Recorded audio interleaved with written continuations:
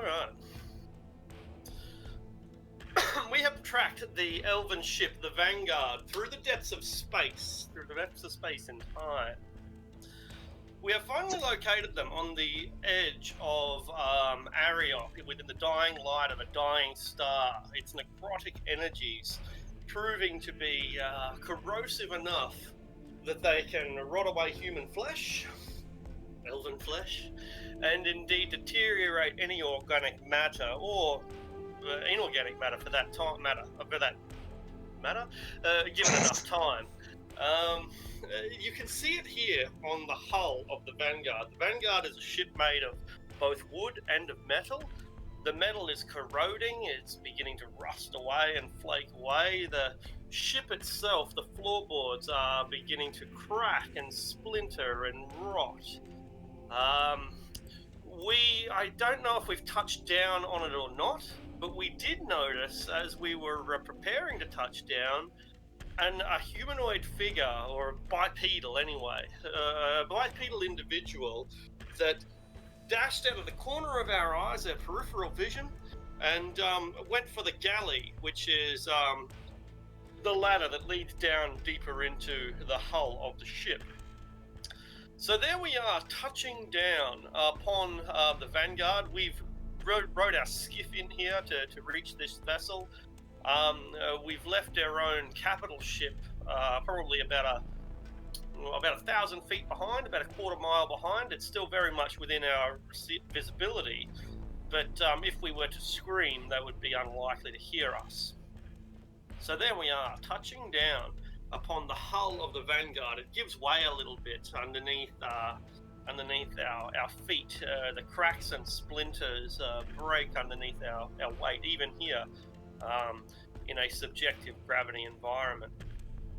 You've equipped yourselves as per what you thought might be useful. Indeed, you are quite well equipped. You've got the best gear that the Elven Armada can provide for cadets like yourself, and you're about to go into the maw of the monster. At any time, you'll be able to jump back in your skiff and skedaddle, go back to the mothership, perhaps to restock or resupply, if that's what you choose to do. It would be a pretty dishonorable thing to do, but the elves favour prudence over bravery. They are not cowardly. They are simply prudent. You are, of course, expendable troops, whether you've realised it or not, so it might look badly upon you to be so circumspect and to retreat if you feel necessary, but at the same time, surely it would be better for the reputation of the ship as a whole for their cadets to survive than to perish in expeditions like this. So there you have it. You're touching down on the surface of this vessel. The dying light of Ariok is eating away at your skin and whatever protections you might got, and the clock does feel like it's ticking. What do we do?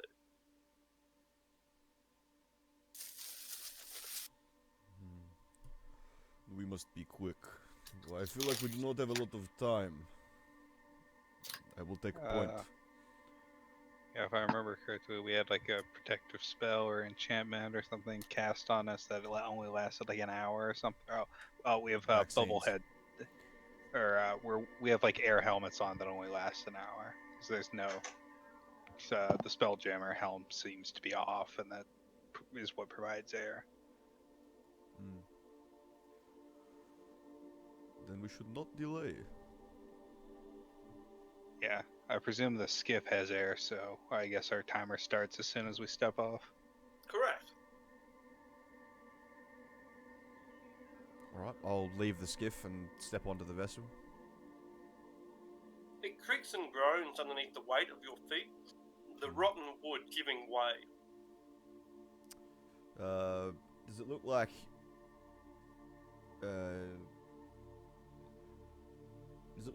Does it look like it could support us moving around freely as we would normally walk upon a ship, or are we at risk of actually falling through the floor? No, it looks stronger than that. In fact, it looks quite seaworthy or spaceworthy, more accurately.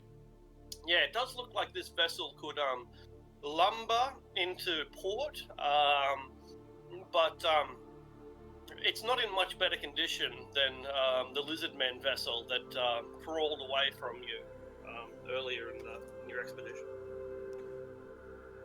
Perhaps we might consider hailing the mothership and getting this tolled out of the light of the star.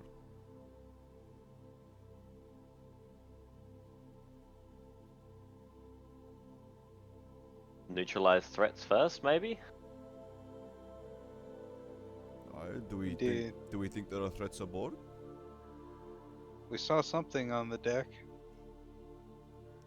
Very well. Did you see it enter the vessel? Indeed, it went down into the galley. Through that ladder. Well then, let us go say hello. I'll take out the mithril spear and move towards the galley. It's really cold here on this vessel, really cold. And I believe that you protected yourself against the necrotic energy, but maybe you weren't anticipating the radiant cold that the star emits as well. It's not deathly cold, at least not immediately, although you do feel as if every minute that you spend here plunges you further into hypothermia.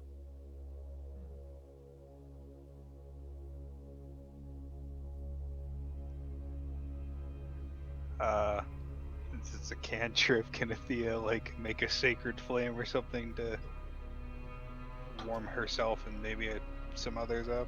I don't know. It proves to be surprisingly effective, your sacred flame, because it's not raw heat but rather radiant heat, and nothing counters necrotic energy the way radiant energy does. So it proves to be a very effective, if temporary,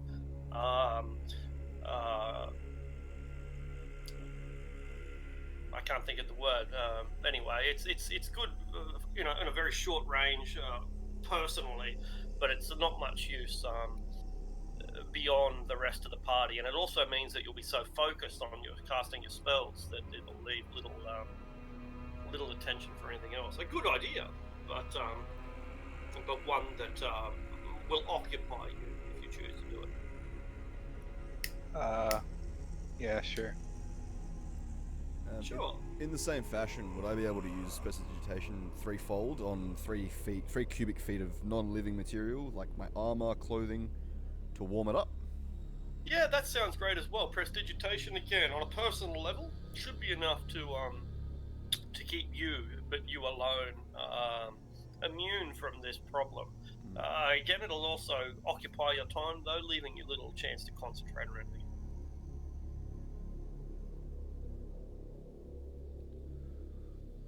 All right. All right. I will so take. two of you. Sorry. Go ahead. Two of you are protected.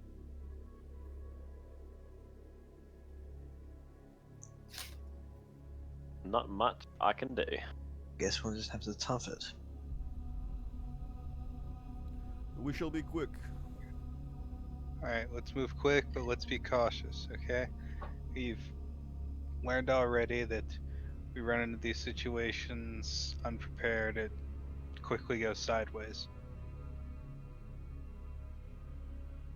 Take my 6. So, a little bit about the ship itself. I know that you're going to the galley, but nonetheless, you might want to know something about what's the rest of the ship as well. It's a warship, a frigate. It has an arcane amplifier at the front, one of those things that you channel your spells through to make them go really far or really powerful, and a ballistae at the rear. The ballistae appears to be loaded, not cocked. It doesn't have the bolt pulled backwards under extreme tension, but the bolt is in place and it glistens. It appears that the bolt has not suffered any of the tarnish or the degradation that the hull has, for example. And while we're on the degradation, there are ropes and sails on this ship, much like a frigate that you might expect in the Spanish galleons, Spanish Armada or something. So yeah, there's ropes and there's sails. The ropes appear to be useless. You could probably break them with your bare hands, and the sails are largely torn. The astrals, the solar winds, having blown holes in them after the necrotic energy ate away at their integrity. Is there evidence of a fight on the deck? look around. The deck itself seems to be clear, seems to be clean, seems to be swabbed. It's showing the degradation, the deterioration that by now you're becoming familiar with. But it looked that before it started to rot, it had been kept clean and intact. No signs of blood or broken bones. No hack marks in the paneling. No. The crow's nest has still got a rope ladder going up to it. The ballistae is loaded but not cocked. The place looks like it was looks like it's on standby.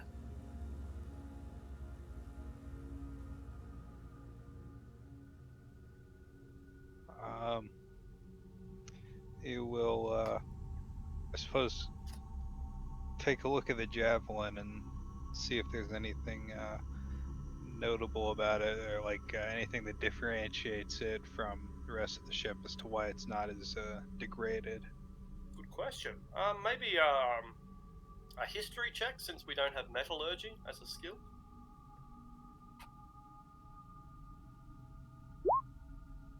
11's pretty good. This object, this bolt, shows no sign of deterioration, no sign of corrosion. So it's almost certainly not iron. The fact that it is reflective and shiny and untarnished suggests that it's probably silver. A great big spear made of silver, or a bolt if you prefer. There are multiple boxes labelled with the Elven word for ammunition. 1d4 other boxes as well. And the big boxes, this bolt is obviously the size of a fucking javelin. This isn't, it's a ballista. It's huge. It's 5 feet long. And likewise, the box is 5 feet long as well. The box. So it's effectively a silver javelin. A silver javelin, yeah, that's right, or a silver ballistae bolt. I think they will go ahead and pick it up, because never know when a silvered weapon could come in handy. Sure, it's not cocked, so you're able to just remove it without mucking around with the ballista, but you notice that the ballista itself is in pretty good condition, but the wires, the bowstrings, which are made of metal, are twisted and rusted and tangled. They would still function, but it's going to be off target. Yeah, it functions perfectly fine as a javelin, though. It's light, for something made of silver anyway, aerodynamic and so on. And another box of ammunition lies nearby, undisturbed. Yeah, she'll open it up and see what's inside. There are 5 of these bolts. It looks like there was 6, but one was taken out to load the crossbow. Total of 6 silver javelins. Anyone care for one? I will be okay with the spear, thank you. Yeah, I'll take one.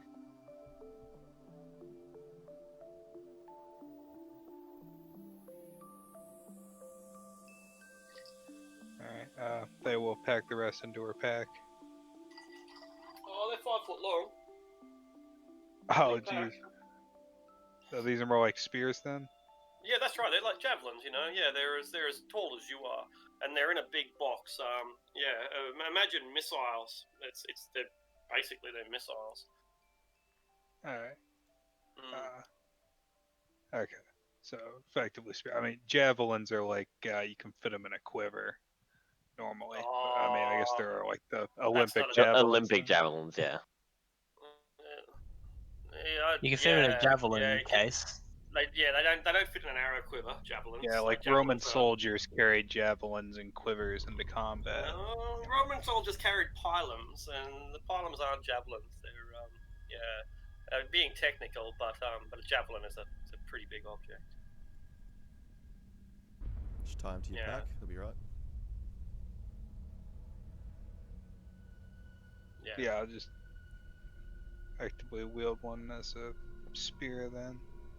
Sounds good. Sounds good. So here we are on the deck of the ship. The sails are rotten. The crow's nest is empty. The arcane amplifier is deactivated. and the ladder leads deeper into the galley. So it's deactivated, but is it in good nick?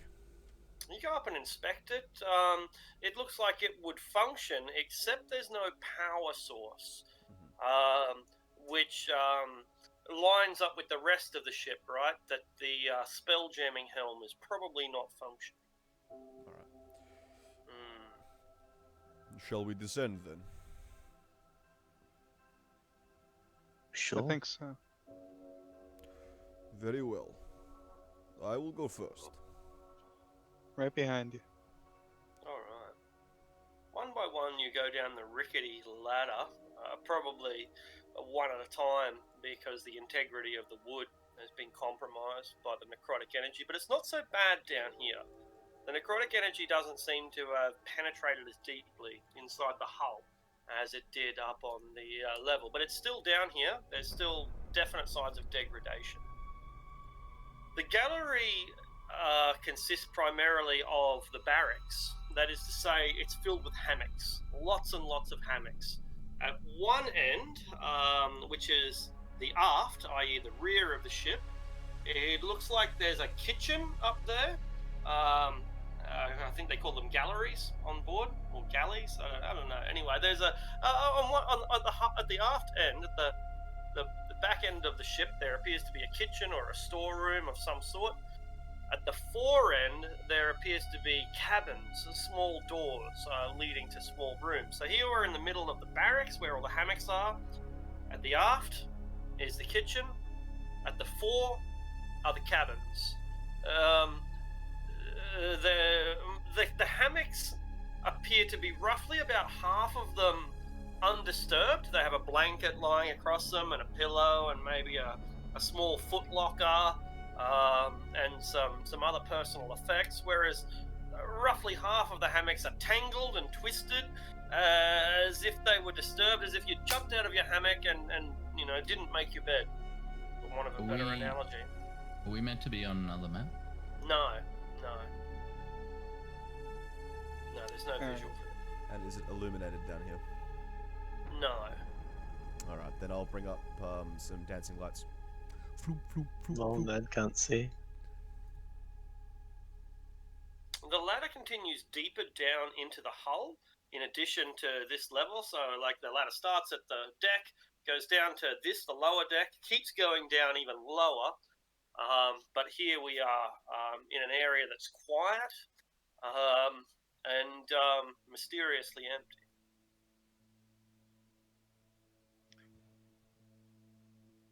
Alright. On your toes, we saw something come down here. Suggest we clear the galley first and search the cabins one by one. Very well.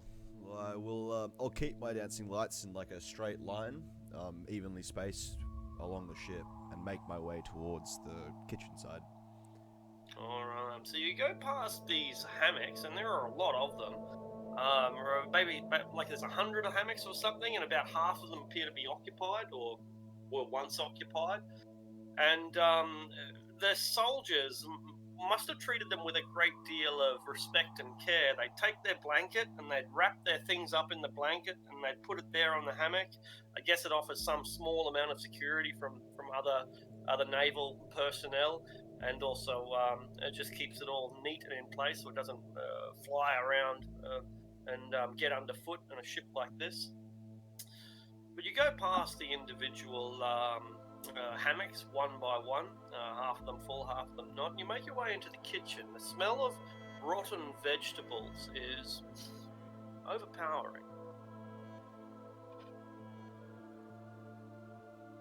Food stores have gone bad. This ship has probably been out there for a long time.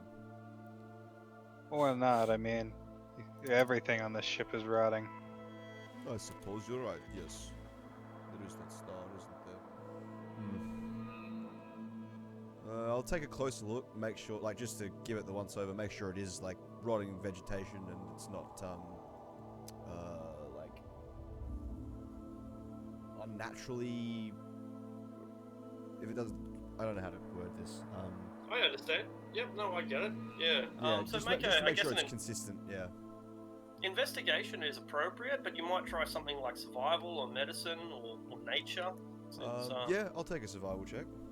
Yeah, cool. And I think I've been given guidance too, which is nice. So No worries. for a 21. An excellent result, and it reveals a few things that are interesting, and then maybe a little bit more that's even indicative.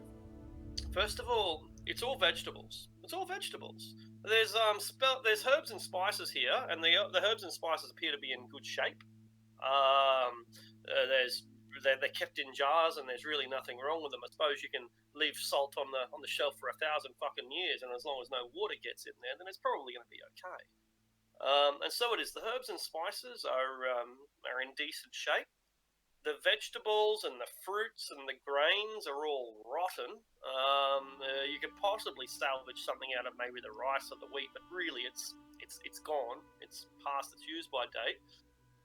But the meat, where there are meat hooks, and the eggs, where there are egg baskets, they've all gone. There's no sign of any meat or of any eggs or hams or bacon or beef or anything. It's all gone. And you spot grubby little footprints through the kitchen that look like they've rifled through here and deliberately ignored 9/10 of the food, the vegetarian stuff, and gone straight for the good stuff. You also find a ornate set of knives and forks that look like they are of elven craftsmanship. Alright, I'll grab a pack of spice mix and throw that to soup. And then I'll pick up the I'm gonna leave the cutlery here, I don't think it's relevant. Okay, so just leave that. But I will point the tracks out to the party. The cutlery shows no signs of deterioration at all. They are as spick and span as the day they were forged. I'll take a set. All right. Little tracks here. Magic item: 11 herbs and spices. Exactly. 10 D100 gold herbs.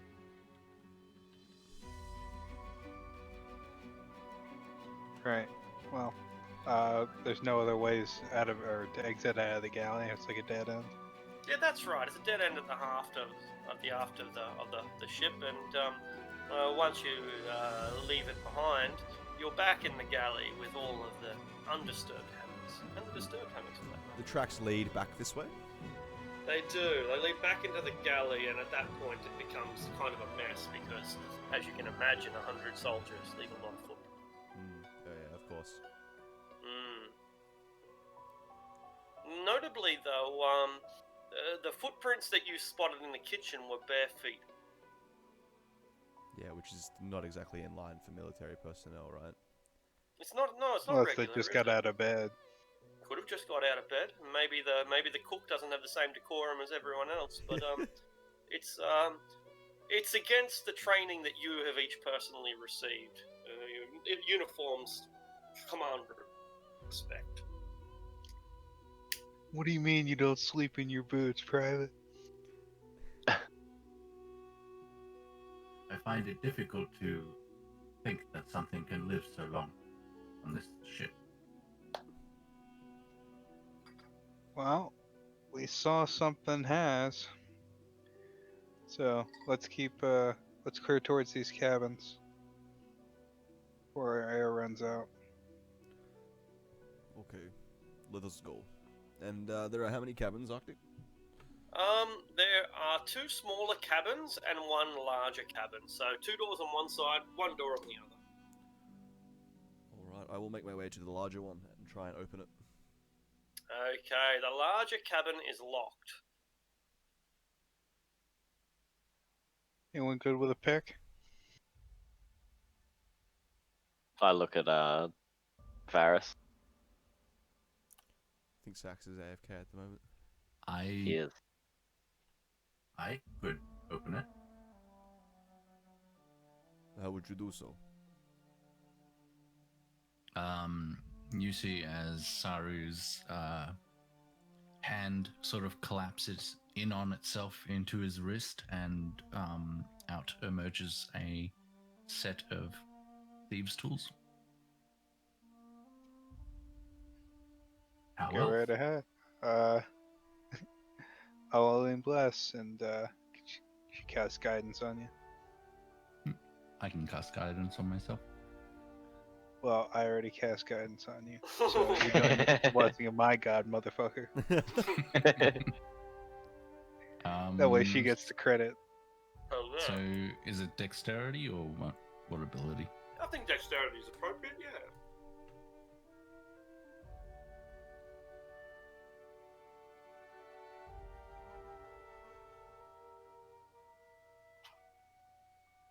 Yeah, dexterity, thieves tools check.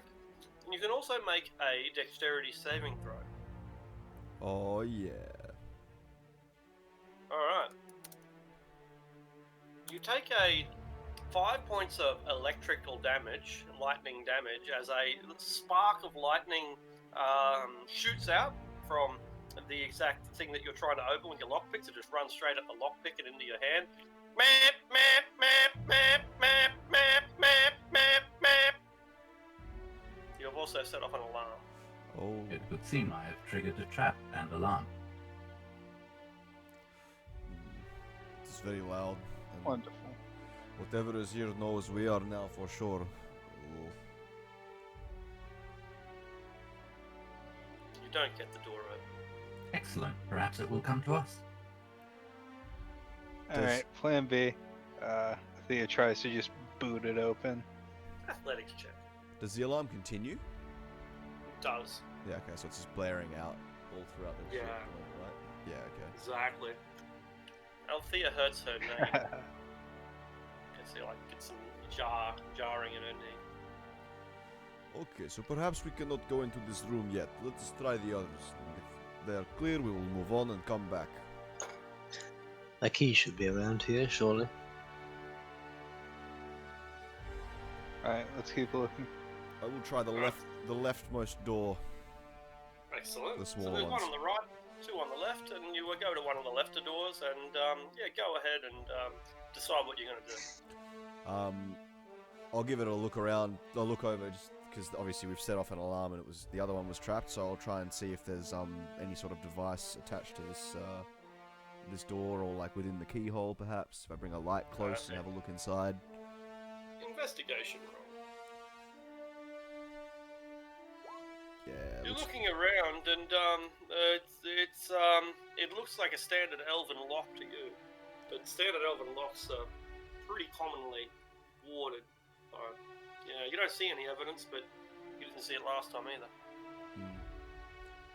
I cannot spy anything funny on this door, but I don't know if that means there is something funny or not. Perhaps now that I know what to look for, I can check it out. By all means. Look, we have a limited amount of air. Let's focus on, obviously, whatever we're looking for is not behind these locked doors. Perhaps we should continue searching the rest of the ship before we worry about these. No Yes. traps here. I think I'm To inclined my to agree. satisfaction, there are no traps here. The alarm finally stops after about a minute. Okay, let us go deeper into the ship. I think the priestess makes a good point. Naturally.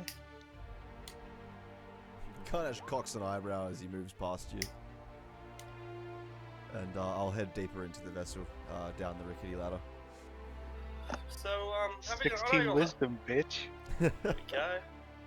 Unable to open either of the cabin doors, of which there are 3, we go back past the hammocks, some with their neatly folded blankets and others tangled and twisted with their blankets and personal effects just lying scattered, well not so much scattered, but at least not neatly placed together within the bed. You reconvene back in the galley. You've got the ladder leading back to the surface, or the same ladder leading deeper down.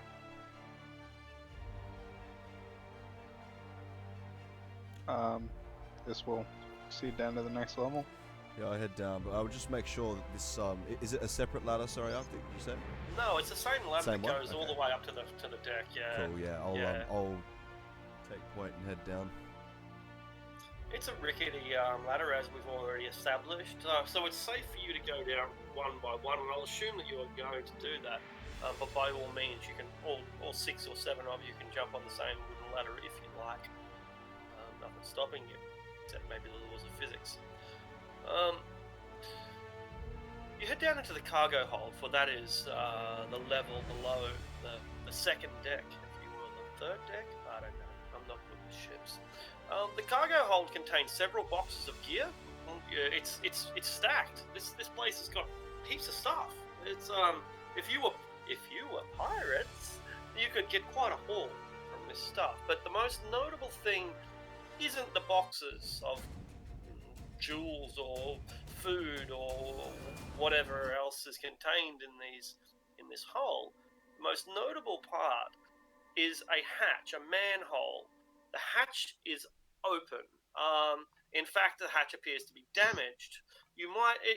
What it looks like is someone has come to this hatch, tossed it to one side with such strength that it is cracked and broken, and even if you were to replace it, which no one has, it wouldn't quite fit anymore. In the same way as if you take a lid of Milo and bend it and then try to put it back on the Milo tin, you're never really going to get a seal ever again. No, I do not like this. I'll spread the lights around the room evenly. Alright, some of the boxes are bigger than others, some of them are longer. There appear to be a variety of different substances within that is being freighted by this ship, but until we open the boxes we wouldn't know. Is there a scent of rotten meat, or like meat, from the kitchen that's come down here? I guess you can make a fresh survival check or perception, either of those. Sure.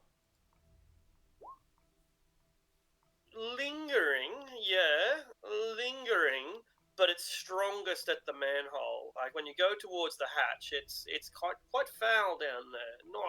Not truly putrid, not like a charnel house, but it's not fresh either, like an abattoir maybe. And is the hatch the only other exit outside of the ladder going back up? Appears to be, yeah. And the hatch, while it's obviously an exit, it's meant to be closed. This cargo area is... The hatch, in fact, is probably meant to be hidden. You're probably not even supposed to be able to see the hatch. It's the same colour. If it wasn't broken, it'd blend in really well with the floor. So, yeah, it looks like a literal trapdoor in the sense that you're not supposed to find it, but someone must have.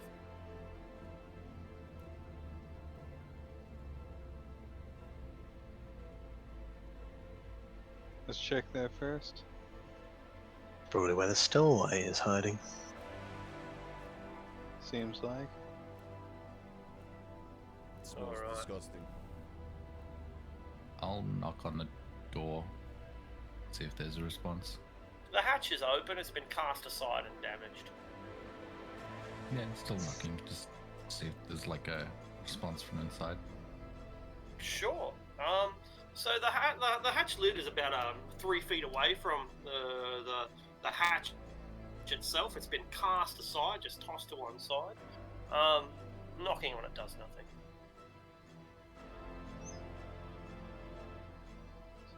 Let's look at the actual hole. So it seems like, or does it look like there was something like hiding inside the hatch and then it like just kicked it open from the inside or whatever? It's a good question. Make an investigation roll, or maybe insight would be just as appropriate. No, it appears to have been ripped off at tremendous haste and cast aside in the process. Like some kind of emergency situation where you don't give a fuck if you break the door down. You must get through. Looks like it was broken from this side rather than the other. It wasn't smashed from underneath. It was ripped off and tossed across the room. As if someone was desperate to get in, not get out.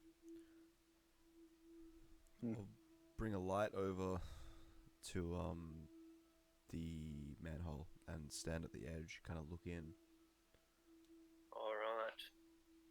You're looking down into what is best described as a labyrinth, and indeed that's what the elves call them.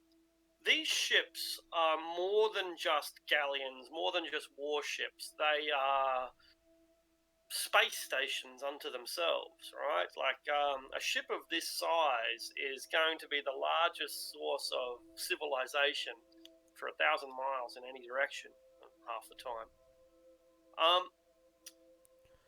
In that regard, they have some things more in common with castles than they do with, like, the Spanish Armada, as we might think of a frigate or some other kind of ship.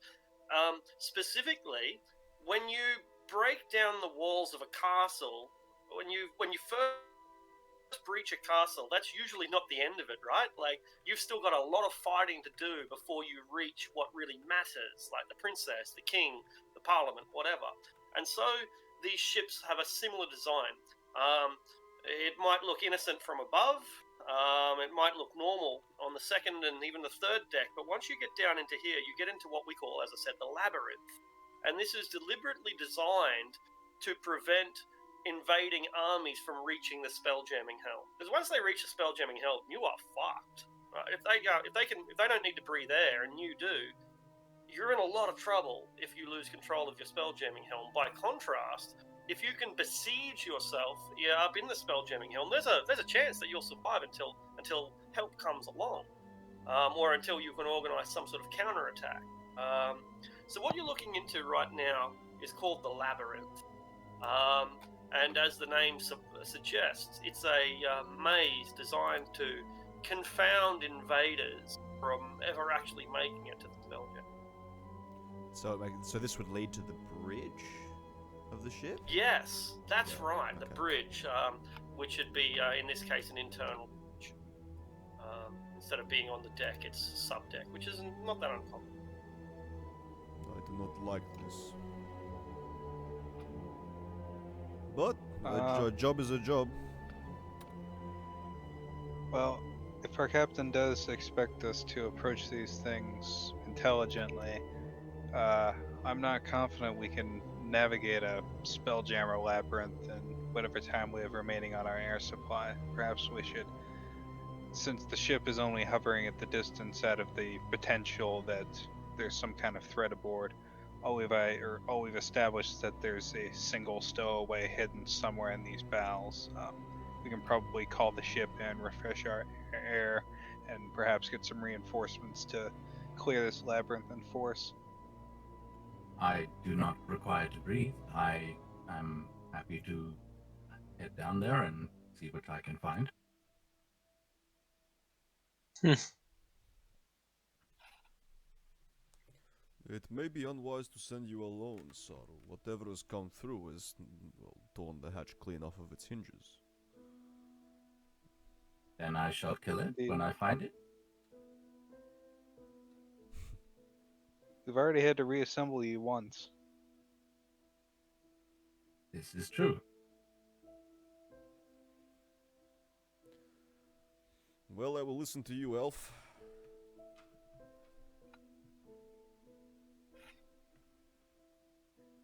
Alright then. We get our message earpieces, I suppose. So Thea will send in a message to probably the Minotaur Sergeant, reporting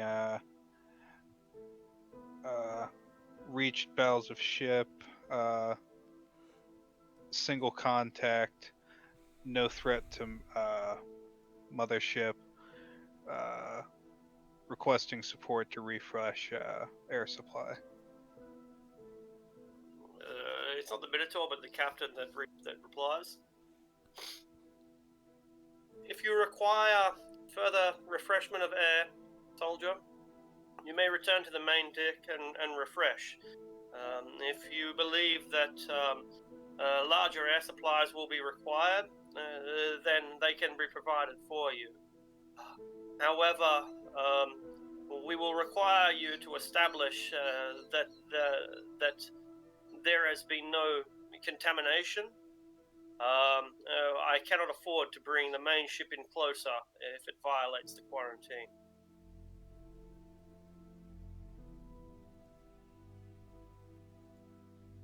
Alright, so it will suggest then that we return to the skiff and go back to the main ship to get a larger air supply, because it may take us a while to clear this labyrinth. I will remain here and stand sentry over the hull. I don't advise it.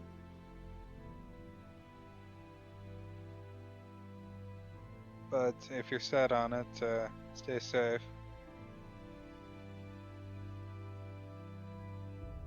I'll move a few steps to the side, turn rigid, and just stand there, looking over the hull. All right, and he'll be all by himself. The you are going back to the main ship in the skiff. Yes.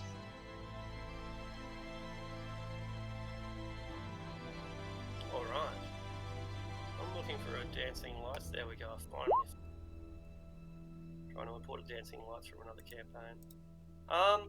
Okay, it's going to take a while for you guys to ferry yourselves back to the ship.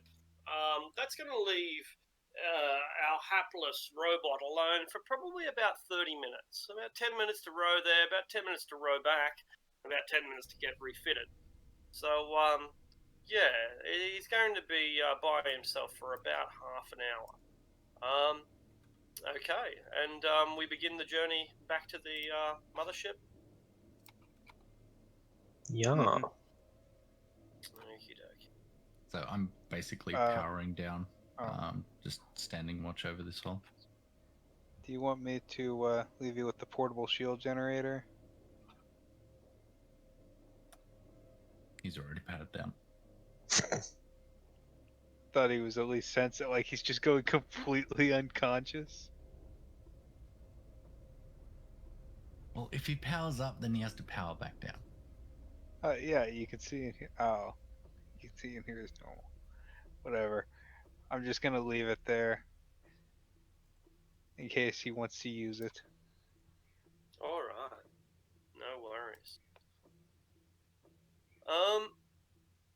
When you make it back to the main ship, the lieutenant chastises you. Did you really need to bring the entire crew to resupply? Would it not have been more sensible to have merely sent 2 of you to resupply while the rest can maintain a vigil?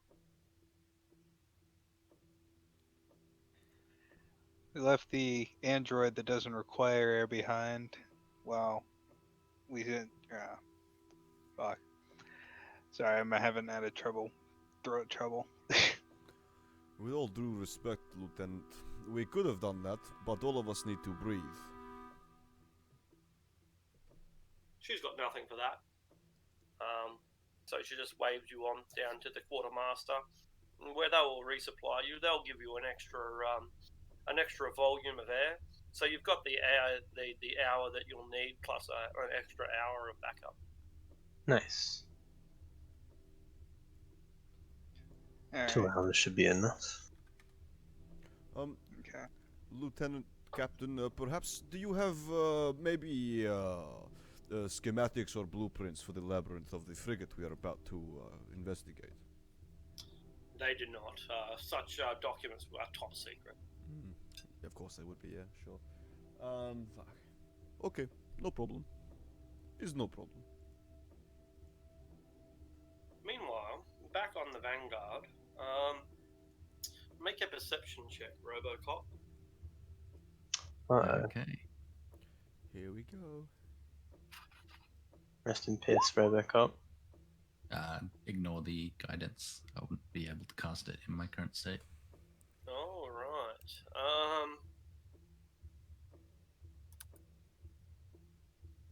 Okay. You hear? Do you hear? Well, all your perceptions are normal, right? Yep. All right. So you hear bickering down there in the hull. You hear what sounds like dogs, puppies fighting over a bone, stuff like that. That's kind of what it sounds like.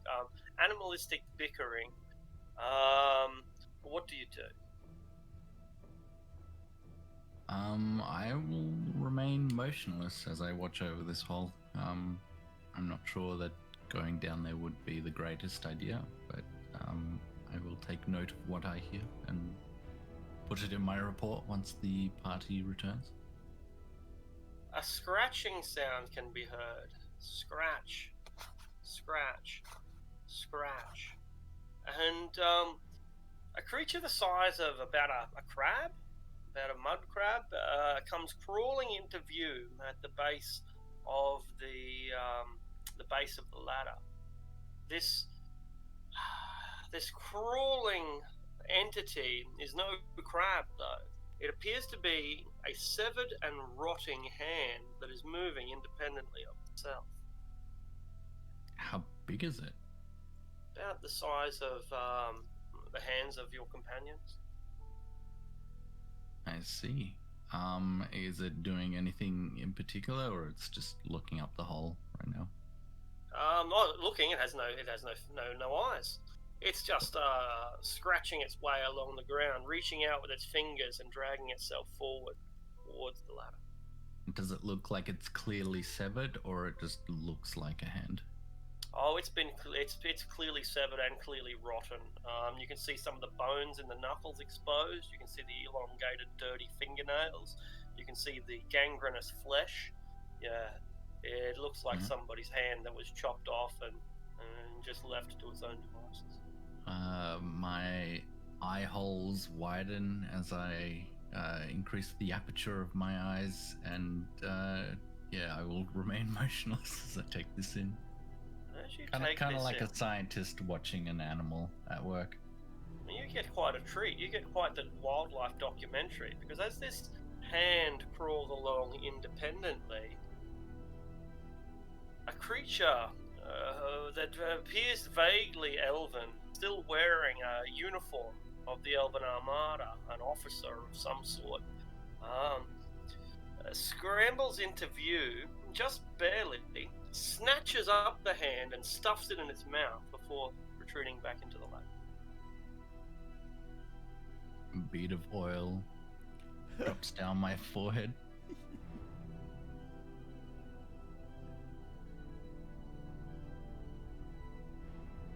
I look to the corridors, see if my party are anywhere in sight.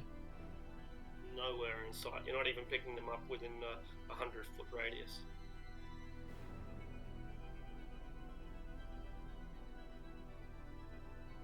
Yeah, I'm not willing to tussle with this thing, so I'm just gonna remain as motionless as I can.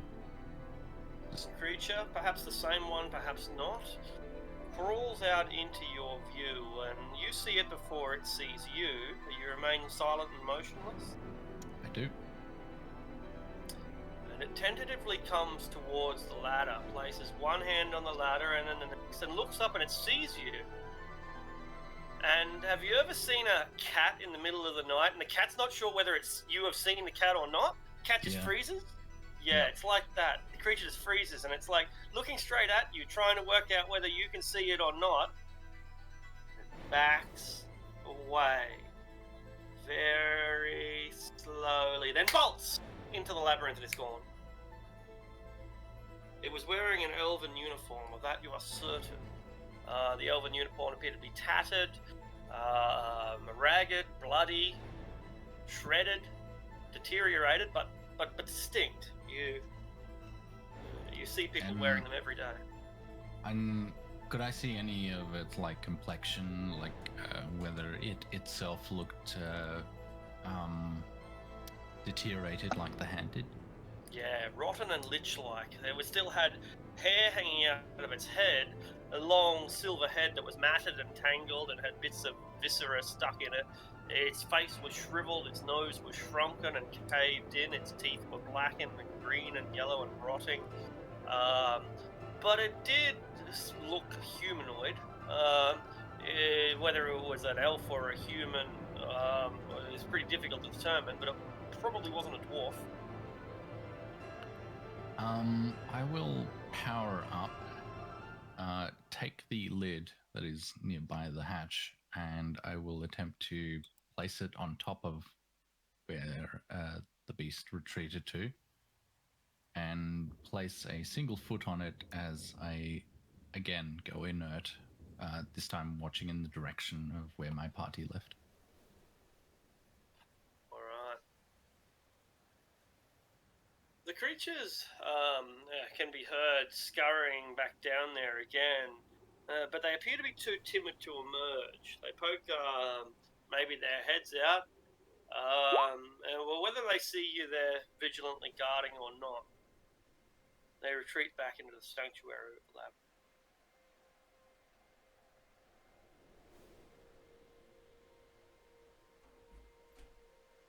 So, an hour later, 30 minutes later, you hear the sound of the skiff bumping back into the ship. The party appears on deck, and from the cargo deck, you look up beyond the barracks, and you can see them begin to descend all the way from the top deck.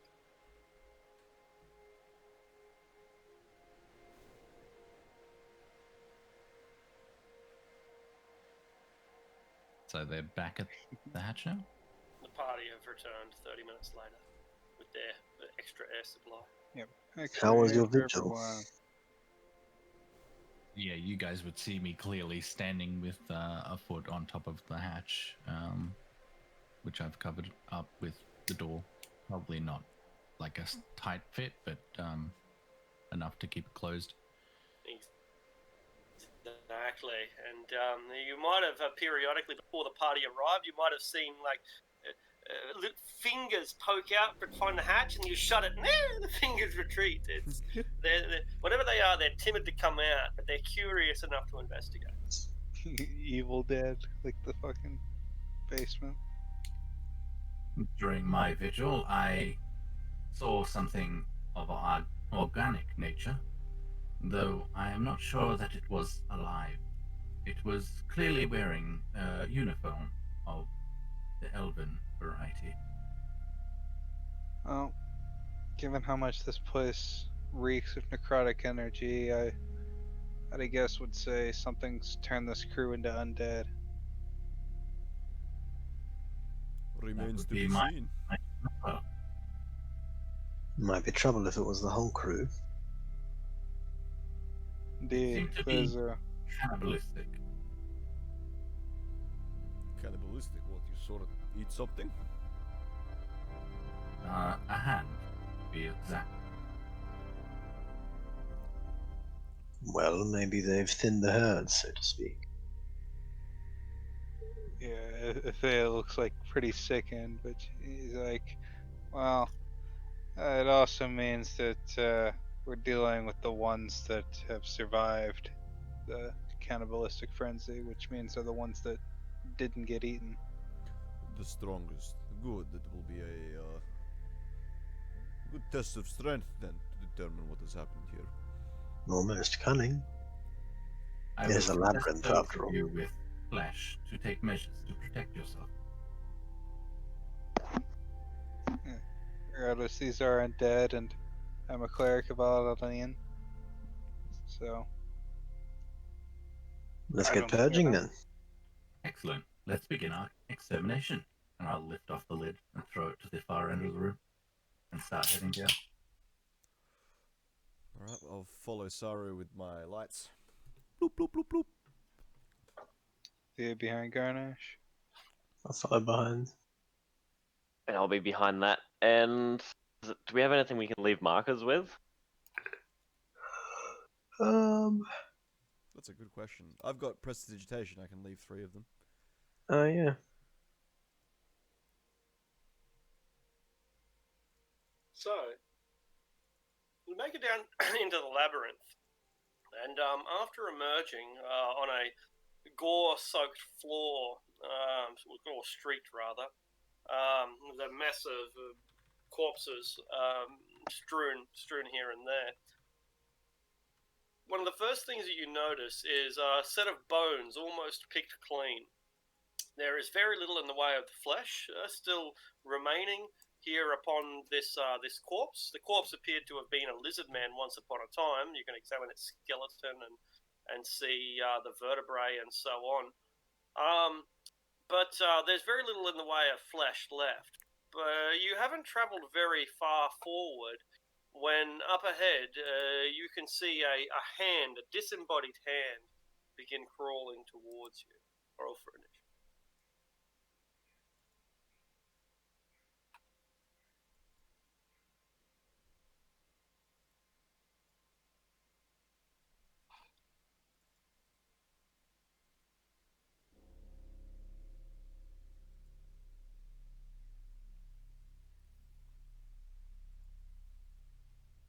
One, two, three, four, five, six. One more, I think.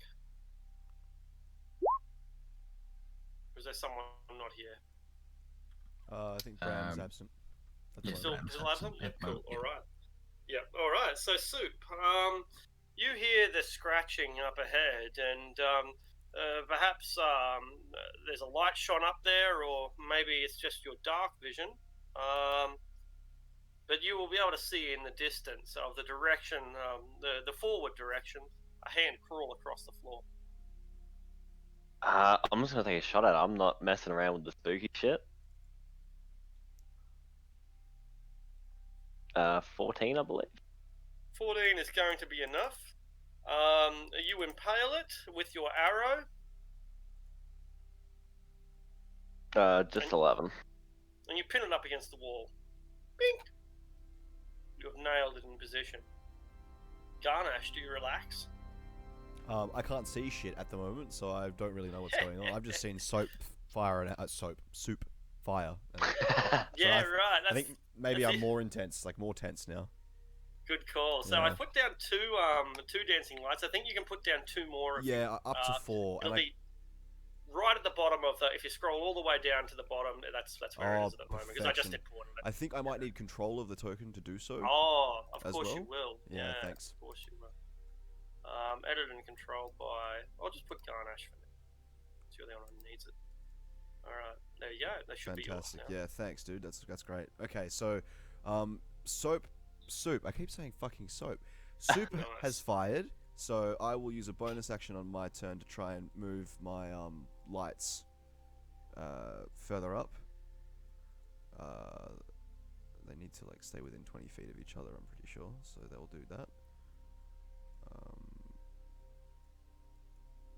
You are now plunged into darkness, Garnash. It's not good.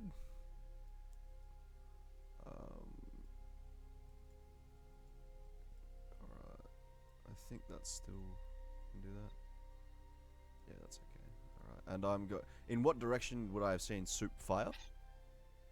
This direction, forward. Forward? I'm trying to do it, but there we go. Sure, alright. In that case, I will step up in front of Saru here. And I'm going to take the dodge action, and I will end my turn. Alright, Varus. You can see far enough down the corridor to see that the threat has been eliminated as we nail the crawling claw to the wall. Alright. I'm going to step into the middle of the crossroads, and I'd like to use my action to perceive if any more sounds coming from any direction. Alright. 5. It is... there's so Deadly much quiet. noise going on with Garnash crashing past you and the lights disorientating you that you think that there are other noises out there, but it might be your imagination. I know there's at least one more monster scurrying around, so I'm gonna, after not hearing anything, scurry back behind Soup. And I think I have a cunning action now. Yes, cunning action to hide. +1 to scurry. Hide in the soup bowl. Hide in the soup bowl. Whoop. I'll always find you there. Covered in hair.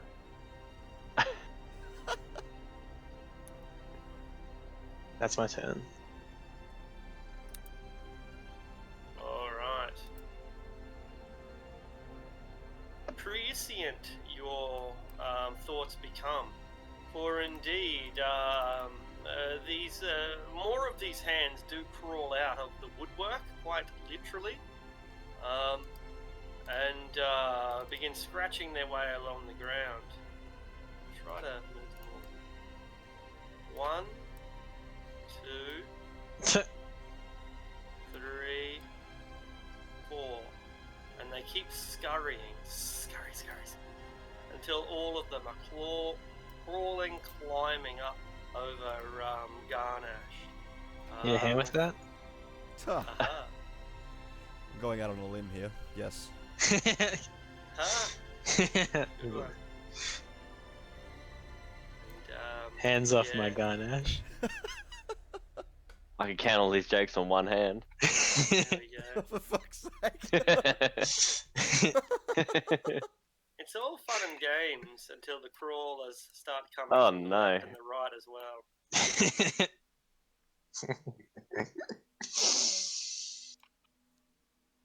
The situation's getting out of hand.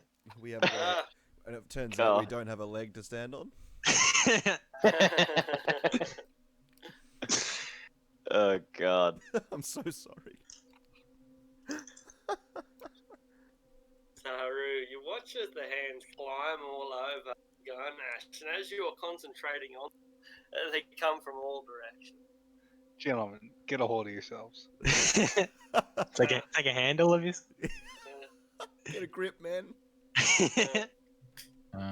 Just a second. Just seeing what the Fireballs party.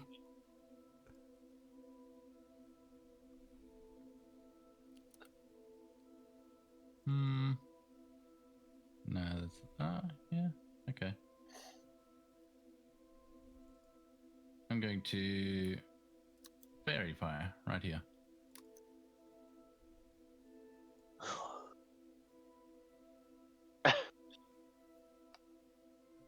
Alright. 6 claws.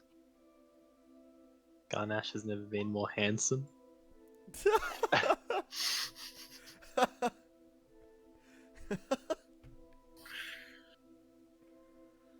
going down to the handy mark.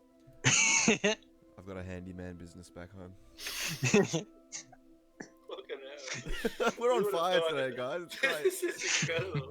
Can't help you, my hands are bound. So it would look like only 2 of them fail, and Garnash, actually. No, Garnash succeeds as well, so only 2 fail. Alright. The 2 other ones on Garnash are glowing and illuminated, and the rest of them are swift enough to dodge out of the way of your twinkling star. And then I will probably take the attack of opportunity here to move up here. Rah!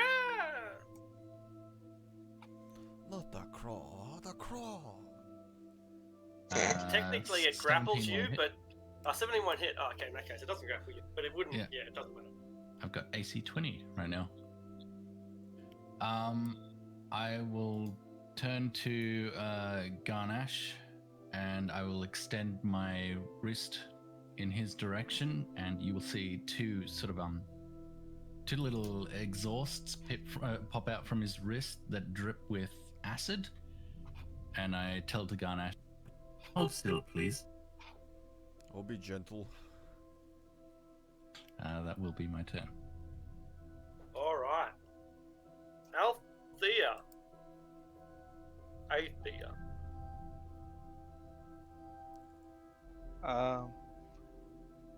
Thea will raise up a hand, chant a prayer to her goddess, and cast Bless on Garnash, Sarnu, and Soup. Hey. Bless this soup. In addition,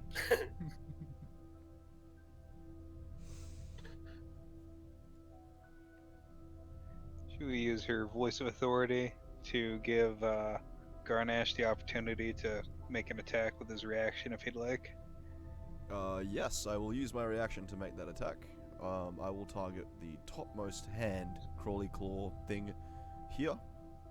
He is not glowing.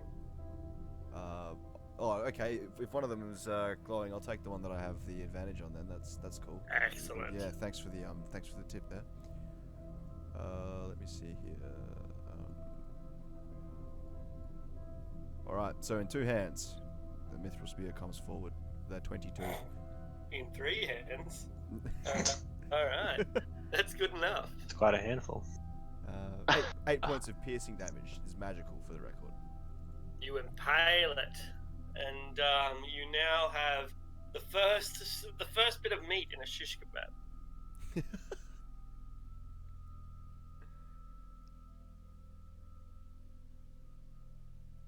Remember, you got blessed, so D4 on attacks and saving throws. Yeah, I'm still inputting the attack modifier for that. Thank you. All right, soup. So thanks to Athea's instruction, you can see that Garnash, there's one on your shoulder, and he stabs himself basically and plucks this creature off. I guess I'll drop my bow to the ground, pull out my longsword, and swipe at the one I left. Well, whichever one's glowing, if there is one next to me, I'm not sure. There's one glowing that remains, yeah. Can I get within range of him without opportunity attacks? Oh no, is that the one on Garnash there? I see. That's right. Well, sorry, Yeah, one of the okay. ones on Garnash is glowing. Yeah. All right, wonderful. I will swing with my longsword against one of the hands next to me on my left. All right. 2 hands. 14. 14 will be enough. The claws are not that agile. You hack it into pieces. Fingers fly in all directions.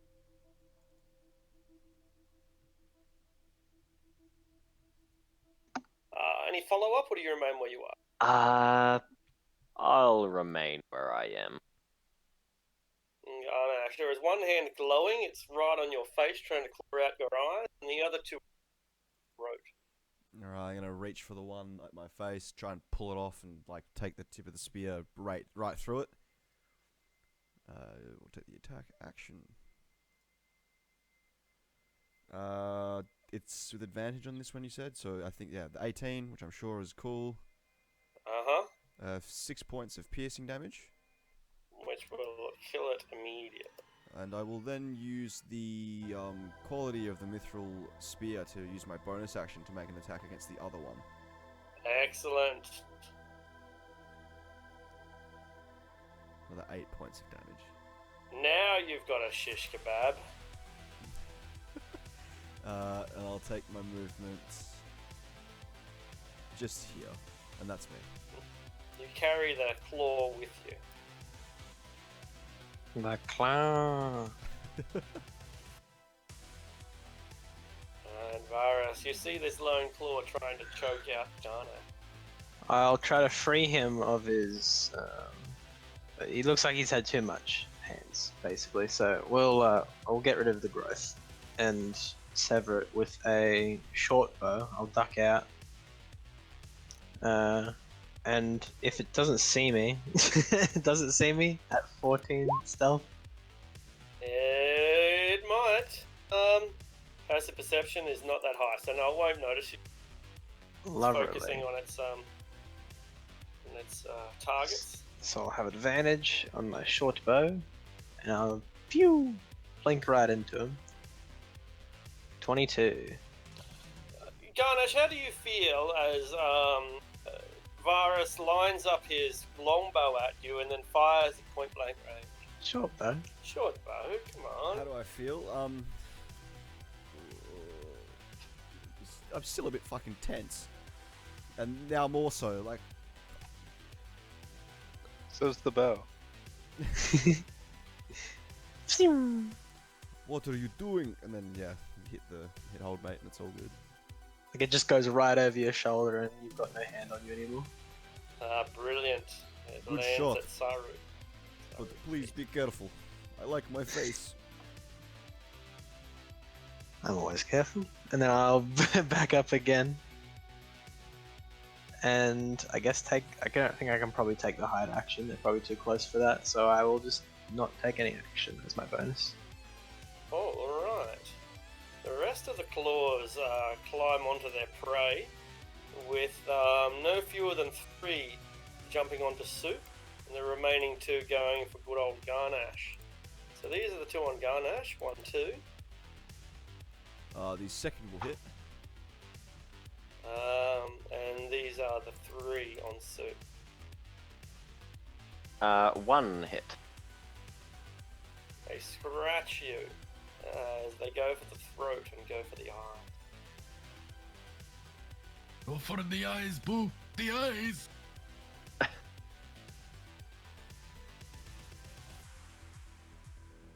Alright, Saru. I'll move up to here. Is there more than one hand here?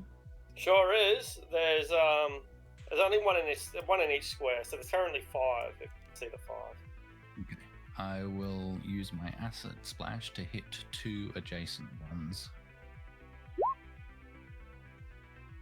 The 2 on Garnash? Yep. Alright. Come on, Claw. 1 fails, 1 succeeds. The one that fails is doused in acid, and you eat all the flesh away to the bone until there's nothing but polished knuckles that fall apart. And these dancing lights aren't tangible, are they? Negatory. I guess I sort of try and pluck one to move it a bit closer to what I'm looking at, but no luck. Not effective. Thea, we're bringing these hands under control. It's a unsettling experience, but it's enough that your crew can handle. Yeah, we've got a handle on the situation. Indeed. You are armed to the teeth. Armed right down to the knuckle. Someone's gonna catch these hands in a second. Tooth and claw. Exactly.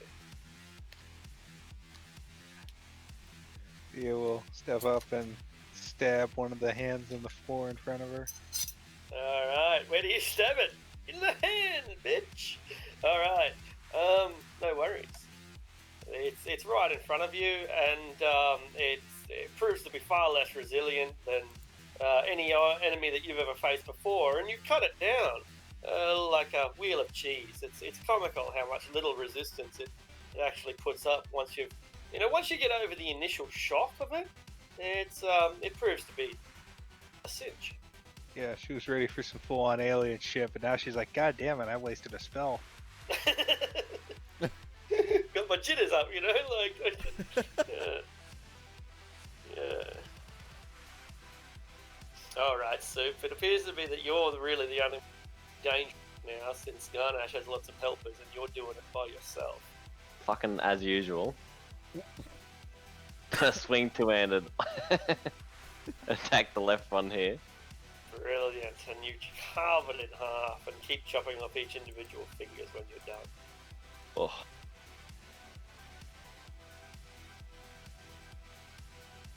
And Garnash, there's one on your throat. There's another one dancing around on the floor trying to avoid Soup's blade. It looks like we brought this under control. Gonna use a bonus action to shift some light down here. Hmm. There were 2 on me, did you say? Just one on you and one on Soup. There was 2, but Athea took care of it. Okay, awesome, no problems. I'll take the attack action on this fellow down here. 17, I'm sure we'll be fine. 12 points of damage. Crushes it. There's nothing left but hand paste. Cool. I'm sure a necromancer Hand cream, will take maybe? Hand cream! Hand cream! Hand cream. That's right. Distribute my lights a little further, and then that's me. I'll shift into this spot if I can, actually, and that'll be me. Perfect for that necromantic outing. Hand romantic. I tried. Varys. Alright. I'll move on up again. 5, 10. I'll squeeze through to here. You feel a hand on your shoulder, Athea, but it's Varys's. As I push through and take another shot trying to pin this creature to the ground. That's some pretty nice moving. Like you're kind of doing a drive-by, right? Like pretty slick. Pew! You have to keep your hand, Varys. 10. Lucky Athea's smart. Oh, 10? 10's gonna miss. The hand ducks underneath it. Gives you the finger. And I'll step back a little bit. Tells you to fuck off. That's good. That's my This sense. is the perfect encounter. And the final surviving hand is going to rush Varus because it's decided that it has something of a vendetta against him. 2 attacks of opportunity then. 2 attacks of opportunity. I shall fist it. Oh! Actually, I do have a screwdriver. I'll shank it. Shank the hand. I Oh, fisted shit. them, man. But I could not fist them anymore. You Soup did well accidentally then. stab yourself in the hand. You're like, and you stab it. Ow! I should have realized it wasn't made of flesh. Grady hit with a 19. But Yeah. Brady hits it a 19, and Soup gets some new ingredients for his next Oh, feast. Want to play some Knuckles? What's the flip side? There's new meaning to the term throwing bones. Enough puns. These were elven soldiers. We can have a little fun down here, can't we? the captain's not around to hear it. Since Speaking of Athea, elves, I have not seen the elf I saw earlier. Then we should since be on our Athea guard. brings it up, these aren't necessarily elven hands. Some of them have scales. Some of them are short and stubby. Some of them are only child size. Some of them probably are elves or humans or half elves or Asimar, but a few of them are distinctly not. I mean, we're Armada soldiers. He's right, she's right, you're right. Of course I am. 16 wisdom. Of course she is. She's Hello? also a woman. No. Hey, Yeah. What did I Looking miss? at this labyrinth, is there any kind of bullshit elven thing they might do to like feel clever, like it's always the left-hand path or whatever? Sadly not. Such simple codes would be easily cracked by potential enemies like vampires, who are far too clever for simple ruses. And they tried that in the past, and it ended up being the codes were just too easy to crack or just too difficult to be useful. Ultimately, like any labyrinth, right? Once you know your way through a labyrinth, it's fucking easy. But for people who don't know their way, it's confounding. And that's really the point. So no, there is no necessarily rhyme or reason to these structures. No universal template. I might adjust my light if I can, Arctic. I think I'll dismiss my dancing lights but light a torch. Sure. I'll get rid of them.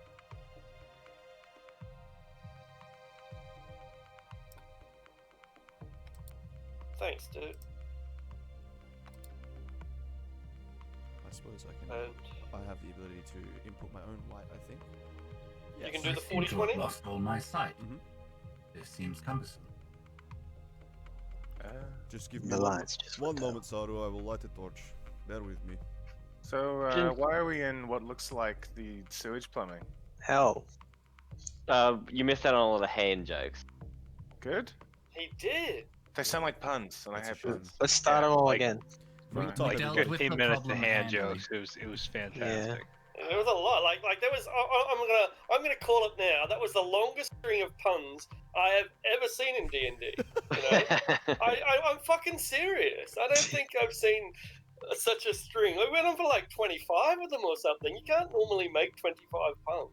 on one side. Yeah, well, you see how many hands are there? We had a lot of rounds of nearly every person making a hand joke. Well, All in the alright. recording too, so it's going to be immortalized. Now we're gonna Ah. That's awful. now we're gonna knuckle down and get back to it. So High five. besides the hands, anything specific happen?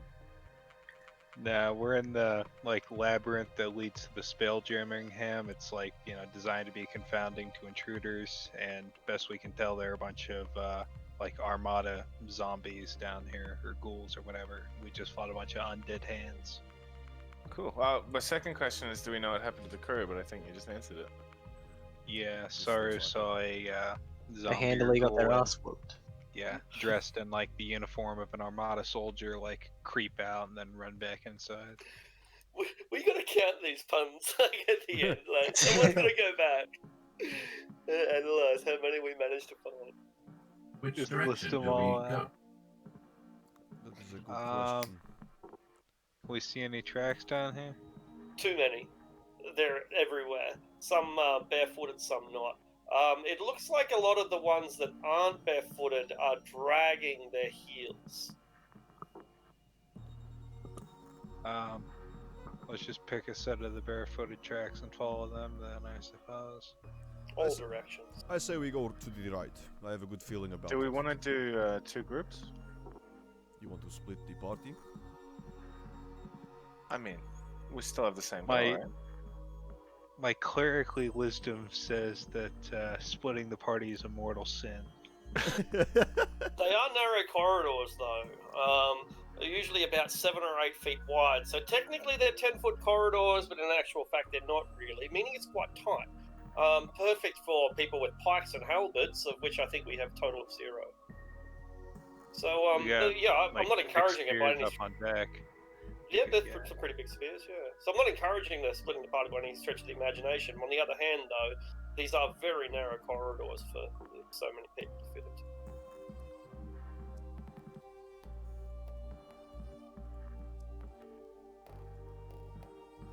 Garnash, make a perception check. I will do so. Asaru and Rowan can make one as well, since you guys are going up there. Oh, Althea as well. I guess that means pretty much everyone. Make a perception check. And just for future reference, Arctic, are you cool with me dragging and dropping dancing lights at my leisure? Like, do you want me to tell you that I'm gonna do it? Just because I'm gonna make use of them, where I feel that I should. Yeah, that's cool. I'll you go ahead and do that. I'll try to basically use your character as my gliding light, but I'll switch back to the other ones as well, so I can see through dark vision as well as I look through the character's eyes to get a glimpse of what they can see, and I'll be using you as one of my beacon. Althea, you in particular, and Bram, what's your character's name? Rowan. Rowan. Okay, Althea and Rowan can both hear disturbances coming from pretty much every direction, left and right and up ahead. There is the slow, soft shuffling of people dragging their feet while they walk. Well, with my dark vision, I can spy 2. It looks like. And with their depth vision, they can spy you as well. So we will roll for it.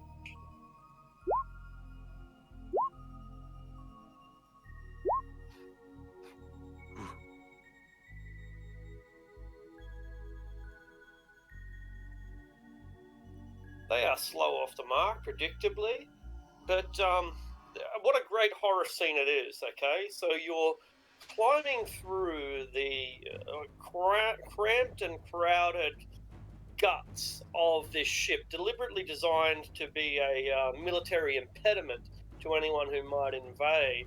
And up ahead, you can see someone wearing a red shirt, much like what I think each and every one of you have got on right now, assuming you've got your red shirts, and you should, because they can save your life.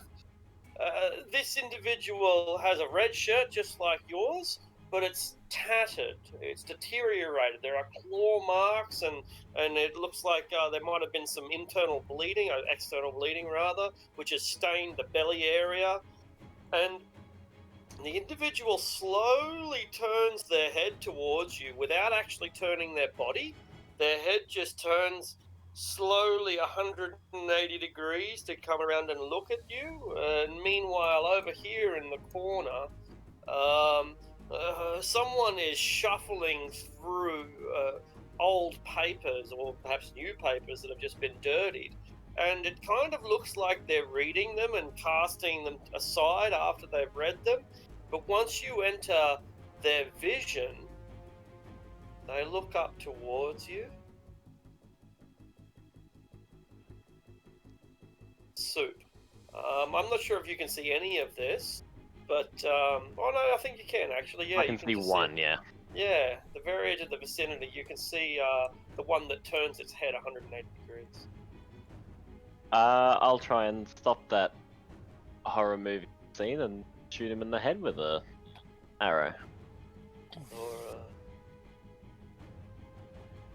Bless still going? No, I'm not sure. Minute or an hour? This is a minute. Less is a minute. Yeah, let's look. I'll give it a 50-50 on a 1, no, on a 2, yes. It's still going. It'll expire within about 5 rounds. Right.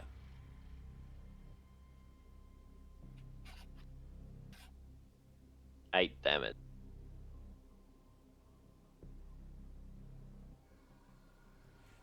Eight damage is going to be enough to lodge an arrow in its shoulder, which it notices, but it then twists its whole body around to match the direction of its head, snapping the arrow in the process.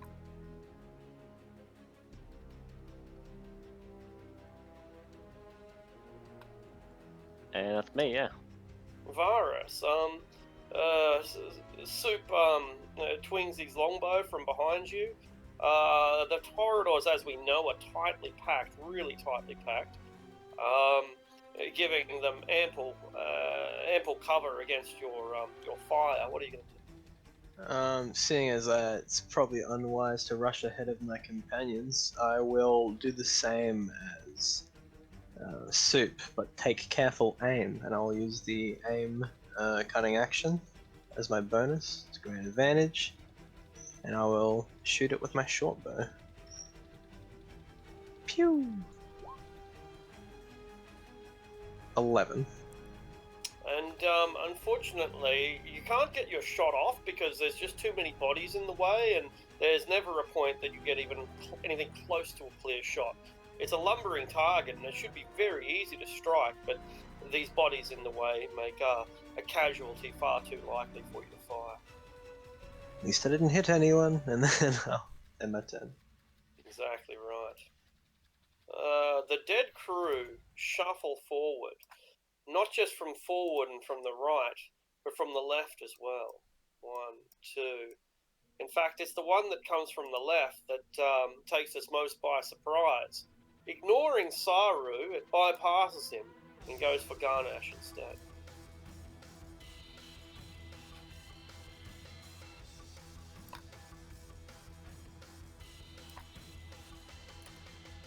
Attempts to grab him by the shoulder and devour his flesh, but all it manages to do is break its brittle teeth.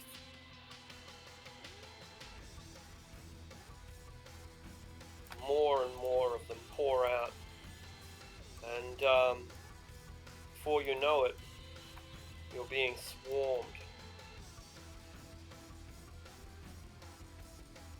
If there's any consolation, it's that the zombies are having the same problem that you guys are, with the place being just too clogged.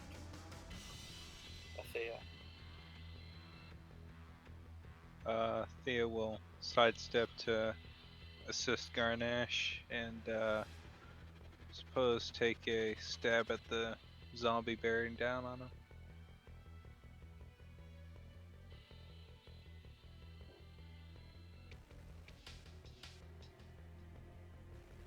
It's a lethal strike and one that would kill a man, but all it does is hack the arm off a zombie. And of course, by hacking the arm off, the claw begins to crawl around quite independently of its former attaché. Sorry. Try that all again. control, or is it control, or is it alt? No, I must be doing it wrong. Damn it. There, that's better.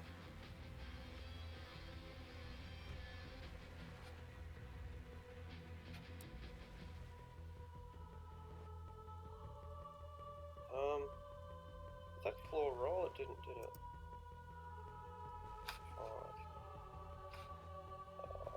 Alright.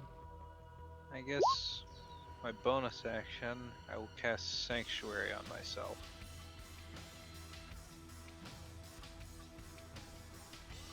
Alright, brilliant. Saru, so you see Athea chop the hand off one of these, or the arm off one of these creatures, and it then begins dragging itself along the ground independently. I just sort of hold my arm out in front of me as the sides of my forearm sort of fan out into a shield, and keeping these at bay, I will aim Acid Splash on these two back ones. Sorry, that one and this one. Sure. This will require some gumption. 2 acid damage. Wow. One of them is mildly inconvenienced, and the other one avoids it by luck as the acid instead eats into the hull of the ship.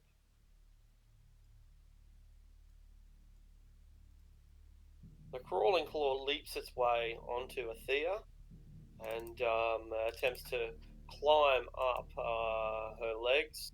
And Let's make a wisdom save. wisdom save? Sanctuary. Of course it does. But repulsed by your holy power, it climbs up, it gets as far as your throat, and then when it tries to scratch you, the holy power forces it back onto the ground in retreat. Your god protecting you from such foul abomination.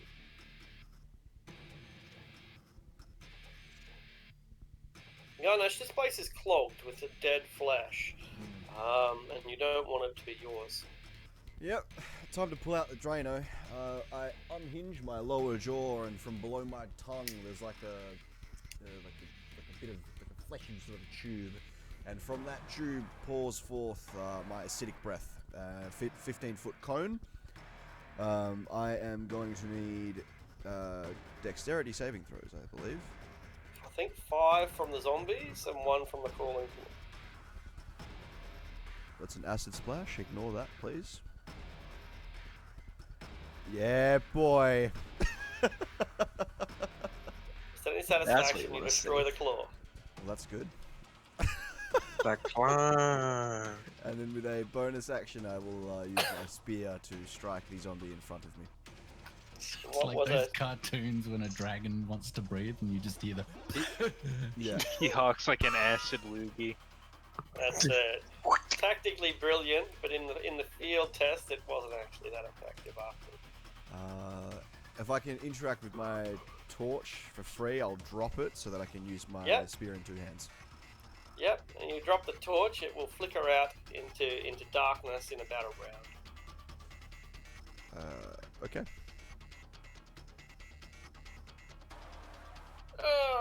You impale this zombie. He is disorientated as his eyes follow your dropping torch. Excellent, that's me. But even though you insert your spear and wrench it back out again, the zombie remains on its feet.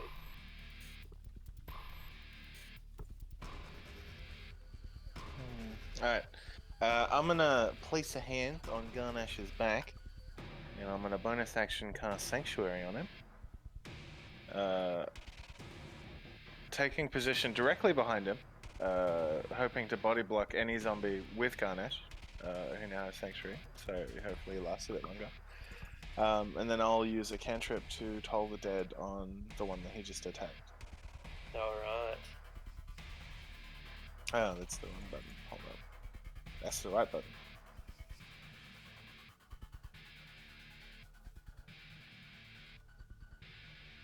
How's that? Well, it's damaged, so it only takes 1 damage. Good call. Alright. You guys are really showing how resilient zombies can be. I appreciate your efforts in demonstrating this. Alright, it doesn't matter what we throw at these entities, nothing bringing them down. They're so powerful.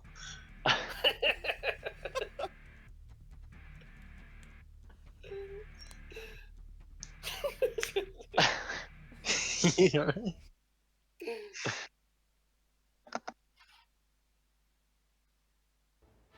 Yeah. I swear to God, don't make me burn my channel divinity on this. It won't be my fault if you have to. So,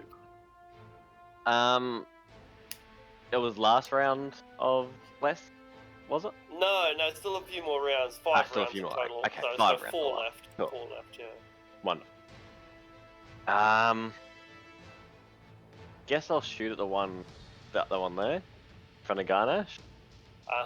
He is blocked, giving him +5 armor class. That's fine.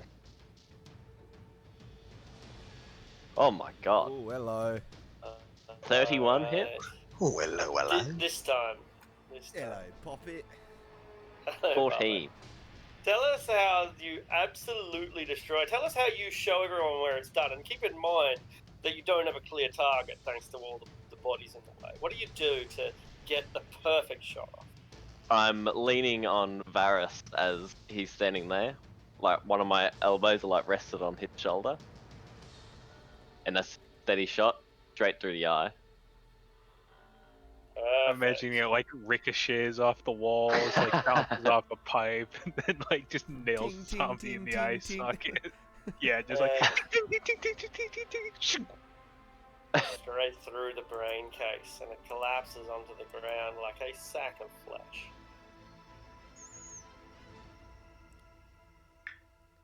That's how it's done, Varus.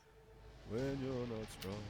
Alright, since I've I given rely him the on you, stability. bitch. I rely on you to get my pop culture references. Alright, sorry, Varus. Sorry. So you've got Soup leaning on you. What do you do, Varus?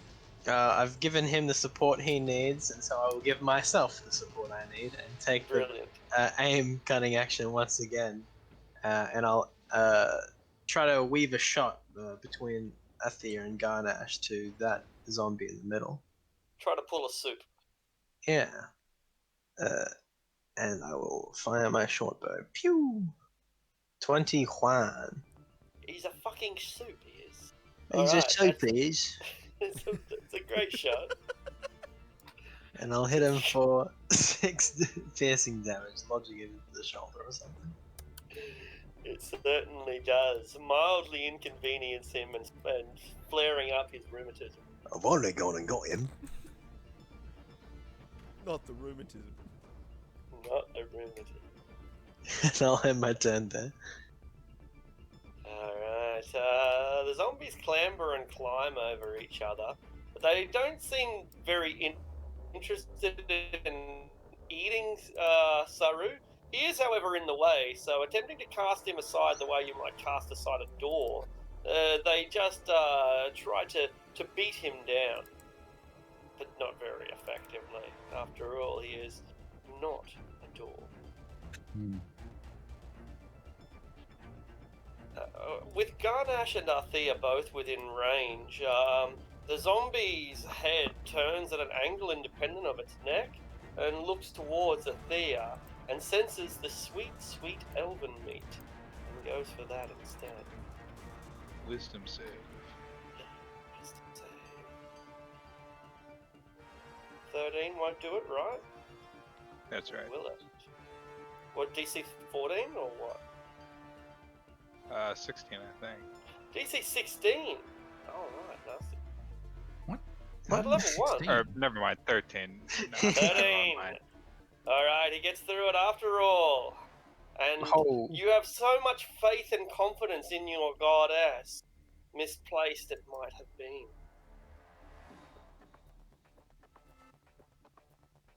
You have been mauled by a zombie that couldn't possibly be infectious. Lucky you had your necro shot. Yeah. Oh, you skipped me. Athea. I sure did. That was kind of deliberate. No, it wasn't. Athea. I guess Theo will retaliate with her sword.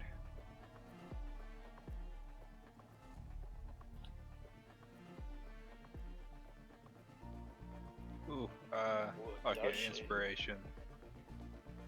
Watch where you're swinging that thing. At least it's not a Indeed. nat 1. At least it's not a nat one. It's so narrow in here, slogged, that you're trying to hack over people's shoulders, and you hit a low-lying steel beam, dong, and for a moment you think that you've bent and blunted your sword. But fortunately, it was just a glancing blow, and it deflects off it, not ruining your weapon, and merely creating a loud noise that echoes throughout the hull of the ship. She'll also hit herself with a healing word. Ah, great idea. Our super Sorry. zombies are for 9, doesn't it? Yeah, elven zombies, right? Saru, you are being treated like so much trash. They are just attempting to push past and climb over you like an obstacle. I just turn my back to them and use my body as a barricade and just look at the party like, this is what I do. Just stand there, arms outstretched, T-posing. Brilliant. just taking dodge action. The wall. Perfect. Great description. Like, great description of a dodge action without it sounding like a dodge action, right? But that's awesome. You can hear the rings off the back of my chassis, just bink, bonk, bink, bink. That's it. The scratching sound, like a fork on ice. Fuck, I hate that sound. Oh man, does anyone else hate that sound? Oh, It's like I hate texture on cardboard. Yeah. Oh, okay. Styrofoam's the worst. Okay. Yeah, I lost a job once because I couldn't put up with that noise. Anyway, Garnash. Okay, I will ignite the tip of my shining mithril spear with green fire and try to thrust forward into this zombie with a green Brilliant. flame blade. Is that what they call it? Yep. Yeah. That's millennial talk right there. All right. So he's going to take 9 piercing damage, and the fire will leap to the zombie behind him for 2 points of fire damage. All right. And I will then use a bonus action, if it's still standing, to strike again with the mithril spear. Brilliant. These zombies refuse to go down unless you. So tell us about your perfect strike. So the first strike kind of punctures straight through the chest cavity, making sure the fire reaches the other target. Come back and then straight through the throat. Just 1, 2 quick jabs. That's cool. Like imagine stabbing all the way through the zombie and then you press the fire button and it squirts out fire after it's already impaled the dude. Yep. That's Michael Bay. That is. And Brilliant. I will. I'm no longer under the effect of Sanctuary, I think, because I took the attack action, right? Good call. Yeah. So I will step forward to cover the gap here. I will actually kind of keep moving and allow my party a chance to come through with me. And the zombie, which has been so desperate for your flesh, makes as a fumbling grasp for you, but fortunately Saru knocks its flailing arms out of the way. I just keep reaching through and I just reach across and put it down. Nope. Like, no. That's it. Zombie block. If possible, could I have picked my torch up before moving? Yeah, interact with object, no worries Great. at all. And then yeah, I'll do that, and then that's turn. Okay, Mr. Soup. Did Rowan go? I didn't get a 10. Oh, hooray! I skipped Rowan. I'll take a step forward, and because I'm still concentrating on Sanctuary, I'll just hit. Any of these zombies damaged? I think All of them. They've all been Huh? spat upon. All right, I'll pick a random one, and I'll toll the dead again. I think In you a have non-erotic way. you have your concentration back. I think because I've dealt damage. I think. I don't know if that means you keep concentrating. No, I just keep concentrating. I'm pretty sure, do I? Unless the spell ends when it happens. spell No, I've ends. got my concentration back. No, you're right. Mm. Let's have a little thinky what I can do. All right. A little bit annoyed, but that's all right. I should have used the Shield of Faith the first time. So I'll bonus action Shield of Faith the same guy. Please I am keep me from strong. death. Did that share? No, Yeah, it's coming up. it is. Mhm. I just can't see it. Oh no, I was just lagging. Okay, never mind. So yeah, tell the dead still, and I'll Shield of Faith Garnash. Alright. The one that Garnash has come to face at the very end here is clutching within its hands a series of fool's cap pages, a bunch of bleach white pages that have become incredibly dirty, but must have once been, as white can be. Mr. Soup. Mr. Soup will go behind Rowan here in the corner.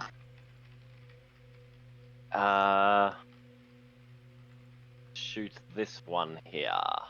Alright, what a terrible mass of scales and armoured flesh is in your way. 14? Oh, it sticks into the accurate shot, but it hits into its chest and gets through the red shirt and is stuck by the leather padding underneath. Fucking red shirts.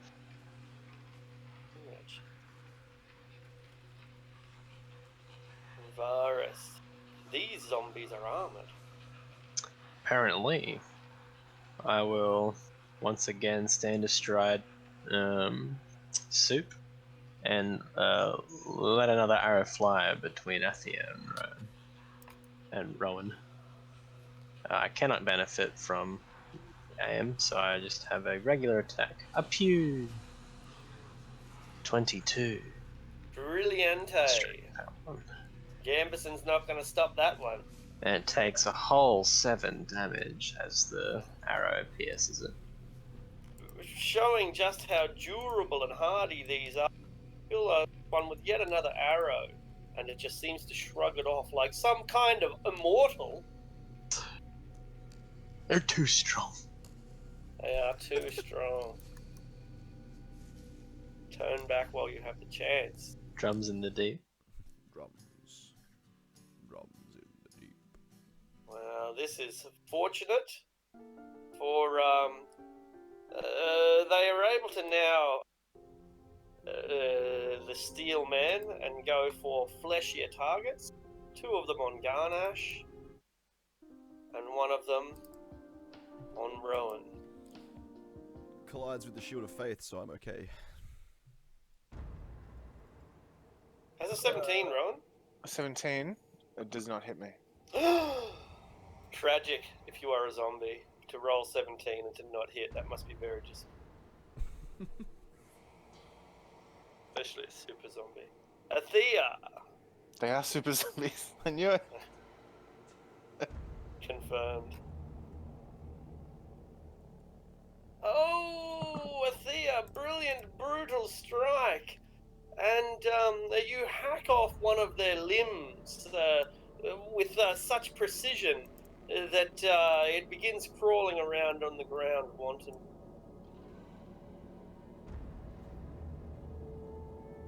Seems you've disarmed it. Oh, for God's sake.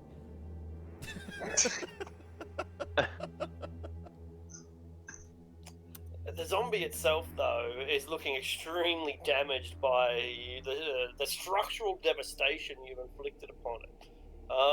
Whereas everyone else has just been, pinpricking it, little plod, little just taps. Your hacks have been severe and strong and decisive. They just haven't been entirely accurate, right? Everyone else is going for or rather the few people that have inflicted lethal blows have struck through the heart or through the brain. You're just hacking off limbs, and you're doing a great job. It would kill a mortal, but for a zombie, it's merely an inconvenience. Saru, you watched this, how curious it is to see that the severe blows can, in a way, be the worst to inflict upon the zombies, since it dislodges the very weapons they use to. I will acid splash the hand and the zombie here. Brilliant.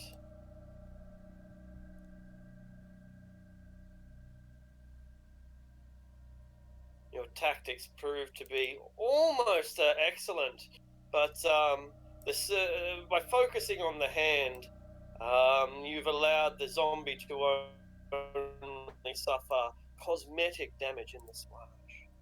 And then I'll move up, taking 2 attacks of opportunity. Alright, yep, 2 it is. You're right. Oops, wrong one. Try that again.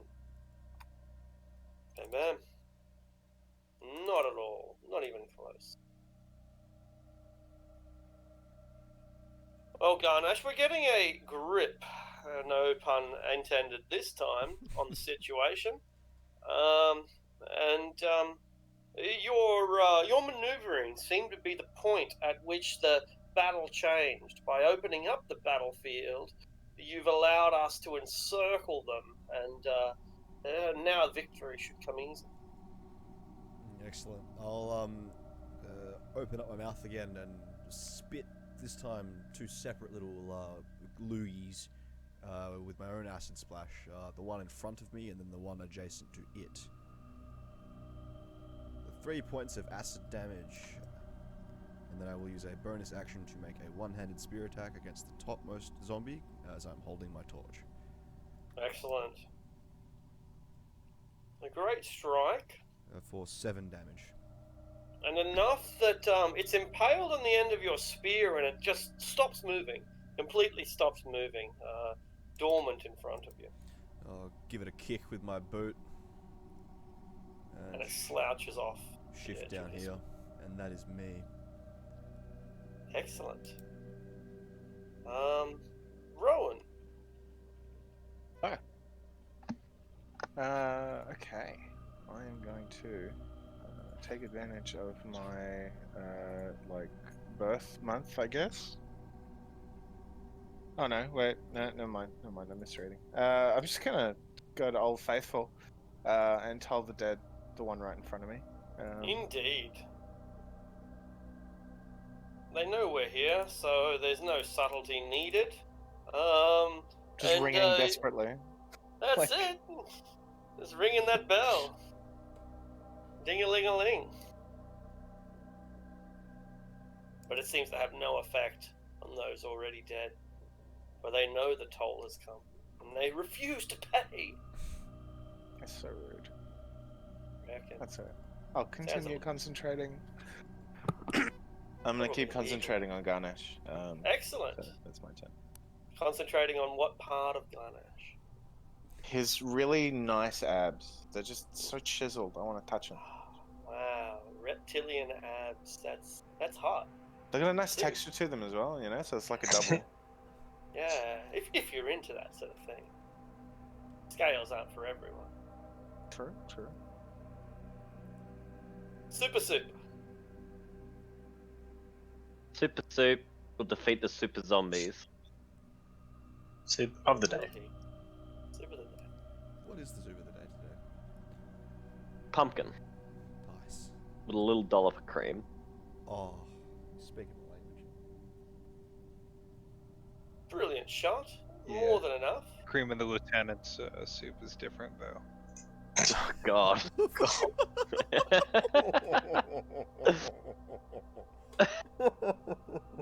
Would you like to know more?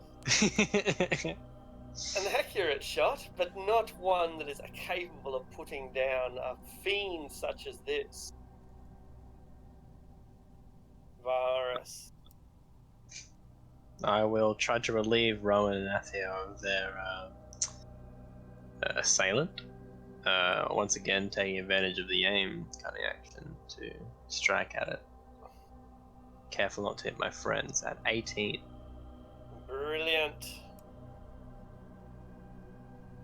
For 9 points of piercing damage. You You shoot it in the chest, and it falls down to its knee. One more down. The one at Garnash's and Saru's feet remains unmoving. It seems that the thrust from the blow was enough to sever its backbone. But even as you announce one more down, Vara, a look of horror comes over your face as it rises from the grave and attempts to consume poor innocent Rowan all over again. Rowan, this creature, you saw it die, but it gets up and mauls you aggressively. I'm so offended. Fair. Alright, 7. Alright, and I'll make a concentration. Oops. That much. And that one. Oh. Taken No by more shield surprise.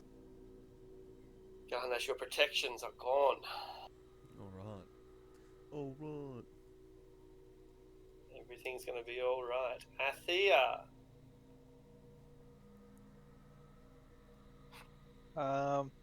To make sure this thing stays down, she's gonna hit it with a sacred flame. Okay.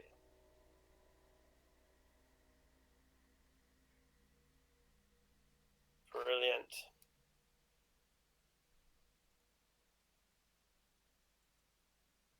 And you burn it away till there's nothing but the... And steps up to shield Rowan. Saru, it seems that even the dead can die.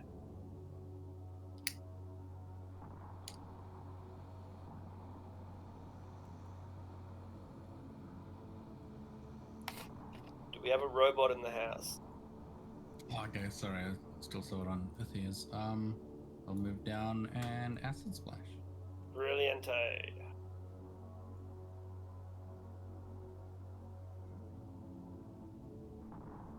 You eat away at its flesh, revealing nothing but a gaunt skull behind it, polished white by your acid. And the zombie yet stands. Alright, gonna take the spear and try and thrust it through that polished skull now. You started this, Garnash. Perhaps you can finish it. Good night, sweet prince. 5 points of damage. Crunch. And you wrench the spear through its skull, and when it still keeps twitching and moving, what do you do as a free action? Step on its head. Crunch, and it pops like a overripe watermelon. Spit some remaining acid out of my mouth and just wipe my chin. The sheets of paper are scattered across the floor now, and you can still hear the lingering shuffling of heavy-set boots deeper within the labyrinth. No idea yet which way to go. Thea will take a look at the sheets to see if they have anything on them or what's up with them. It looks like I call it a diary or a journal, but that's maybe giving it more credit than it deserves. It's A log?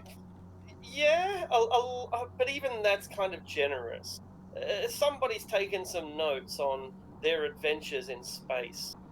Yeah, it's like an autobiography written by a dude with an IQ below 10. No, an intelligence below 10, not an IQ below 10. That would be a document It's a to picture read. drawing. He wouldn't be writing. Yeah, he wouldn't be writing. But picture drawing is a good way of explaining it. There's pictures of astral squids and of dark nebulas and stuff. But there's writing as well. If you can lower your intellectual level to read it. I'll collect some of my arrows as we pass through. Yeah. So, what's the gist of it? The gist is this.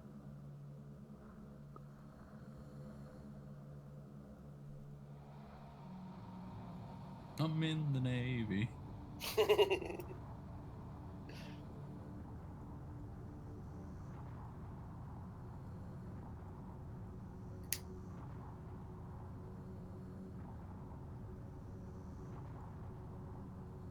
Those Would I of know you- what a Aeon Storm is?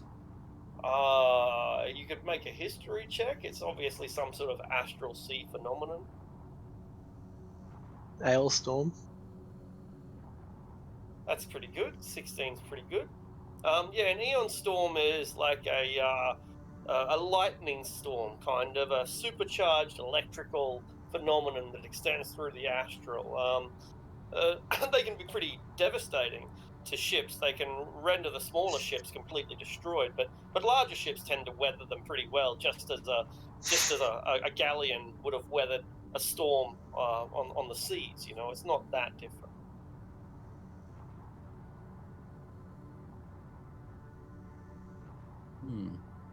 So this is all on one piece of paper? No, there's pieces of paper all over the place. They've been scattered. And, All right. yeah. If you were reading these chronologically, it didn't make sense.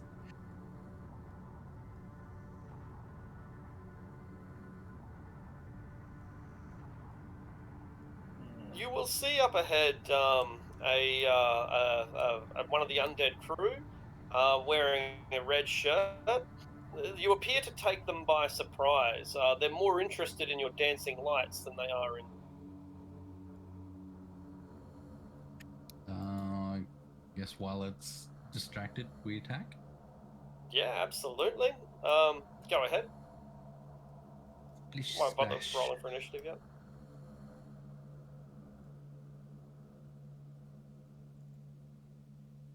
Yeah, probably We got a move. rogue, don't we? Gets its attention. Yeah, I'm currently at the back. Is this like Got a a bow, it's don't like a you? surprise round Arctic, or are we like Yeah, it's kind of. Yeah, I just want. I basically want to see if we were able to kill it before you get its attention at all. right? Okay. So I didn't really want to roll for initiative unless I had to. Yeah. Yeah, sure. Man, if I can move quick enough, I'll move in with the spear. Otherwise, I'll give it an acid splash. Yeah.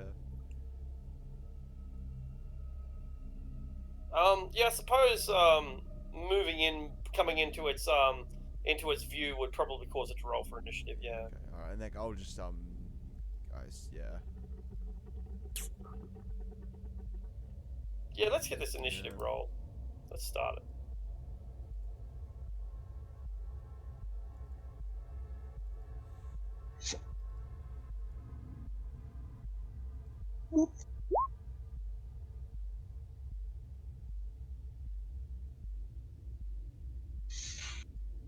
Whoops.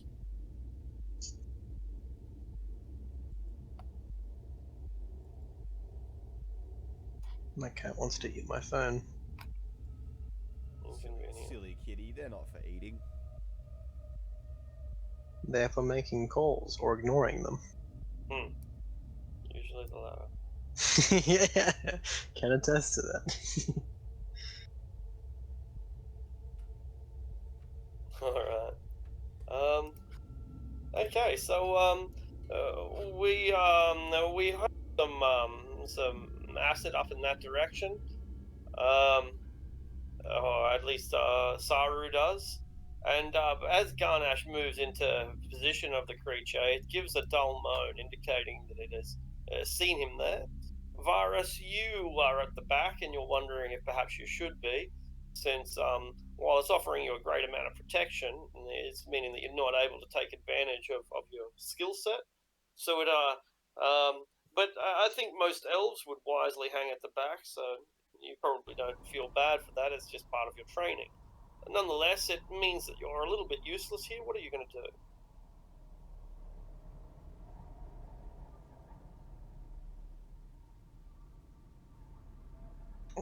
Sorry. No worries. I think you said Saru for some reason. I will take my movement, because I can't see what's going on, so I'll Not take my really. movement to get him over here. I assumed that the target was over there, but they're looking over here. So this gives me ample room to aim, and Yeah, great I shot. shall fire at it. I don't get any fun stuff unless I can hide. It hasn't noticed me, right? So Probably not necessarily. So you can still take the hide action. Yeah. cool. I'd like to take the hide action as a bonus action, to attempt to gain an advantage over it. 15. Okay, it's not very aware, and it's focused on Garnash now. So you line it up with ease. Coolio. With advantage, I hit it with a 20, I assume. Sure do. Missing its heart by a few inches. For 11 points of piercing damage, embedding deep. All right, and with unable to chop off a limb with your arrow, not being well suited to chopping, your arrow goes straight through one side of the creature and out the other side, falling to the ground with a wet thud. Ooh, means I can pick it up later. Guess it does. That's my turn. Saru. Plonk, plonk, plonk. Stab? Yeah. Question mark. Just jab it in the gums with a screwdriver.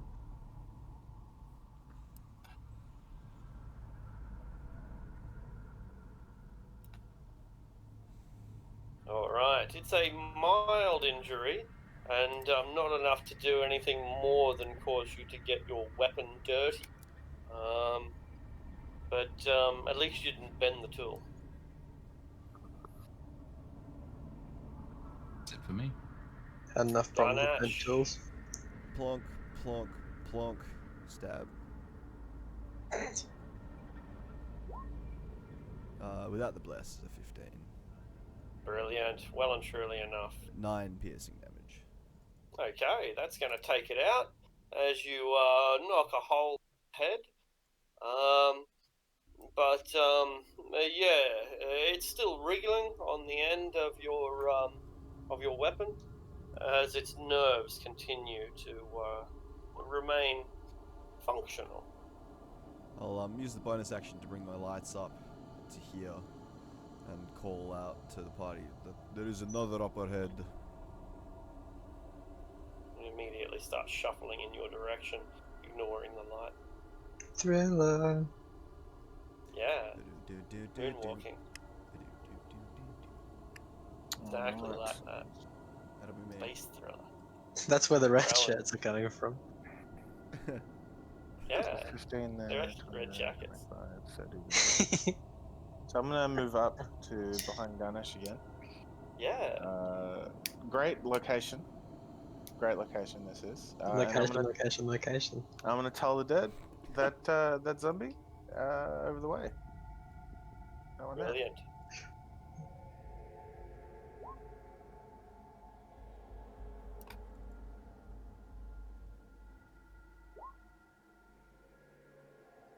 It is unharmed at this stage, and you are ripped off yet again. It's like just the one time I roll high on the damage. It's like nah, it's not damaged. That's alright. All right. Soup. Soup the Hoop will step, stretch, shoot. Soup diddy boop, soup diddy boop diddy boop. Bless gone. Longbow.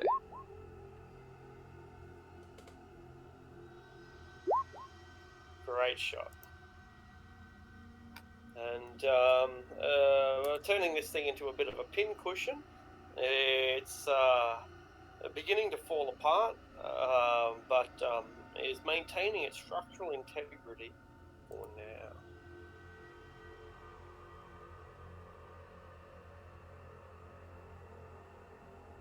Athea.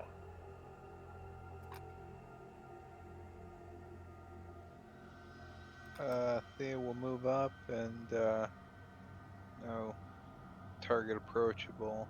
I think she will just hold her action. All right.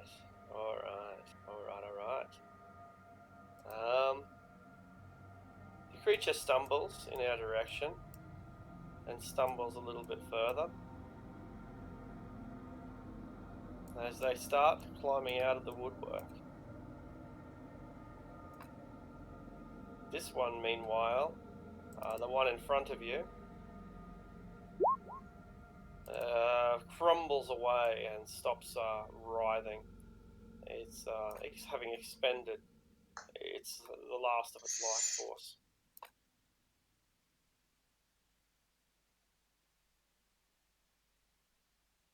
Varus, we're beginning to, you definitely get the hold on these things. They're so slow, they're so predictable. That if we move steadily, then we could probably just, shield wall them to death. It's a good deal. Seems to be working. Working for me at least. So I'll. Working for you at least. I'll once again take care not to hit Garnash. Sling an arrow over his shoulder with the aim action at the one directly in front of him. All right. Pew! For 16. That's a great strike, and it's going to be more than enough. And deals another. Wow, pretty good. 13? Yes, 13 damage. Alright, the arrow punctures it, penetrates it, lodges in the bone, but is not enough to carve through the bone and dislodge any of the limbs. They're quite hardy. And that's me. That was Varisaru!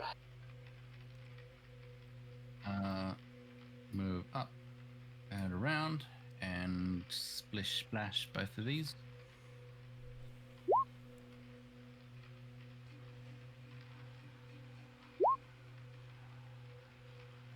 Both caught up in it, and the acid eats away at their flesh, stinking the area up terribly, but not weakening any of them to the point where their sinew can't hold them together.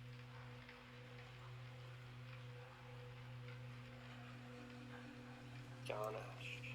Alright, I will follow the robot's lead and again kind of spit acid at the two of them once more. An acid splash, and I will then follow it up with a bonus action stab against the one directly to my left. Yeah. 14? Easily. 5 points of damage, and then dex saves from both.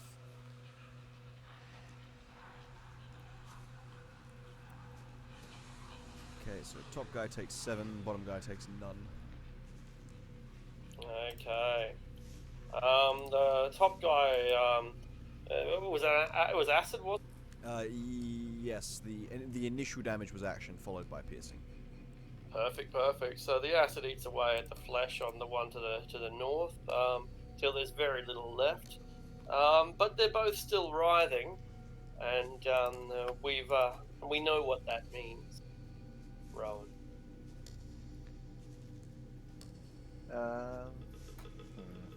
I'm gonna reposition over here just to sort of keep my eyes open. Yeah. And I'm gonna use Old Faithful Desperate Rigging on the zombie. All right. Hey, there it is. Watch it pass Brilliant. this. Yeah, now he Watch makes it the save. You got it. We all knew it. It's alright. It's alright. Mr. Soup. Mr. Soup, last one there. Straight shot. Step stretch.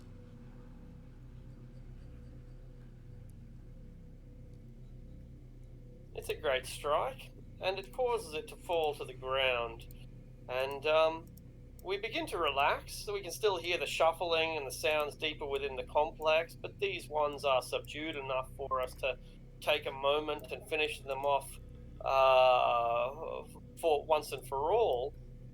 But we're distracted, because you see up here where Garnash's lights are projecting, ever so briefly, a skull-like visage comes into view. Its face tightly stretched with skin, its dreadlocked silver hair hanging around its shoulders scattered, and the gleam of the badges on its elven sergeant's uniform are clear before it, but it's only a fraction of a moment. It's as if it's seen you and it's coming sneaking towards you, but once it breaches the area of light, it retreats from the light and rushes back away in the same direction from whence it had come. Athea. Let's not lose track of that one.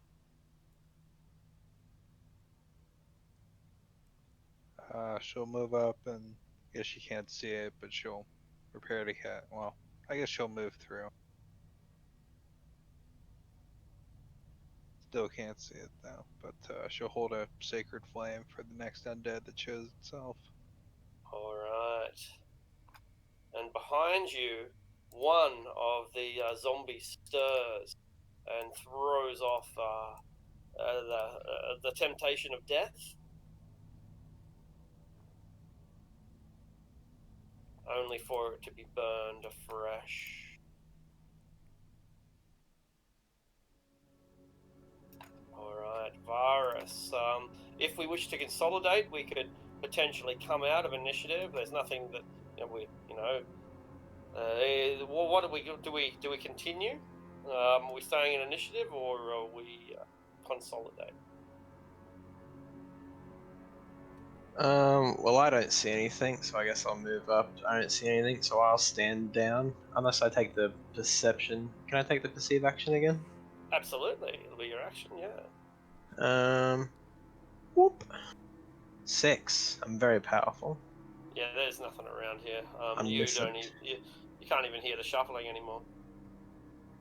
Sounds all good for now.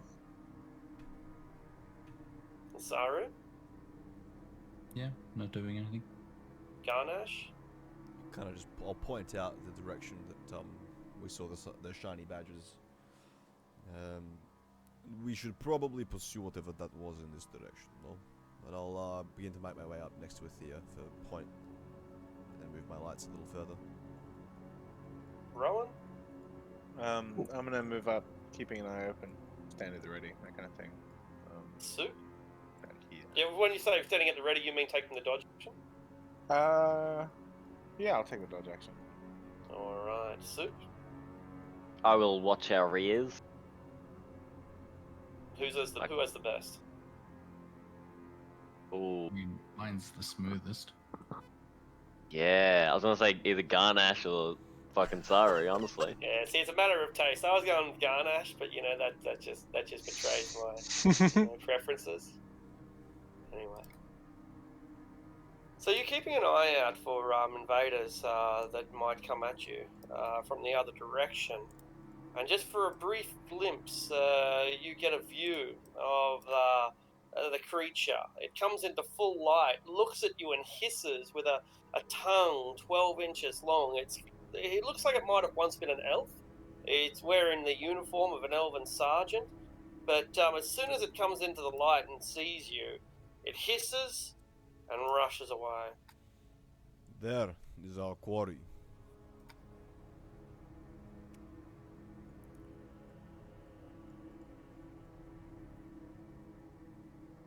Shall we Alright. pursue?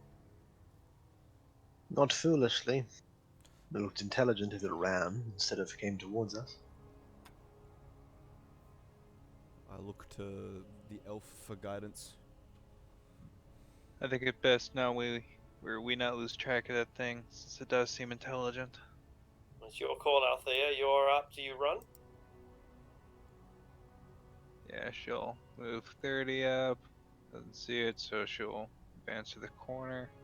Alright. Well, when the chaplain is advancing, when the missionary is going, I guess it's dependent upon everyone else to follow. Mm-hmm. Mr. Varus. Alright, I'll move up with everyone then. And take the bonus action dash and the action to dodge.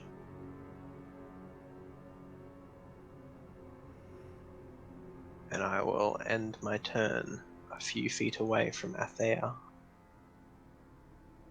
Okie dokie. Saru. I'll look down the way people are running, and then to the right, and then down the way people are running, and then to the right. And I'm going on an adventure. You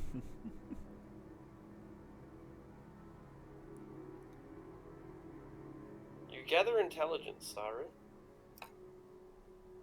But you Have do you it lost in the some? darkness. I dash into the darkness. You tell me if I hit any. Plong! You hit something solid that feels like a corner. Using remainder movement up. Dong! Da da da da. I better. Dex saver, stub your toes.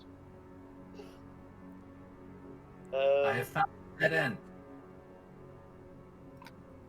Good job, robot. I shall now wisely put. No, that's worse. It's worse line of sight. You shouldn't be able to walk through the wall. Oh, restrict movement. That's what I didn't put on. There we go. Now that's. I have successfully located a corner. But he cannot actually see the corner. He's felt it. Yeah, just I feel around. He's tactily identified it. I can't identify on the corner. Congratulations! It is the Vanguard. You have discovered the Vanguard. You get XP. That's one of your missions. Congratulations. Hell yeah. Well done. All right. So with Saru, we move on to Ganesh.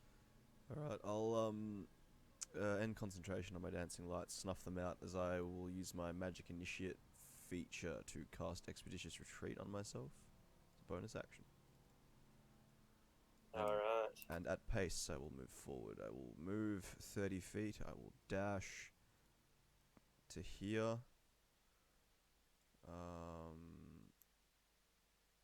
That's 20. I'll go 30 feet. Oh, I don't think that'll be. I'll dodge here. All right. You see, looking up to the up and to the right, there is a foot that does not seem to be animated.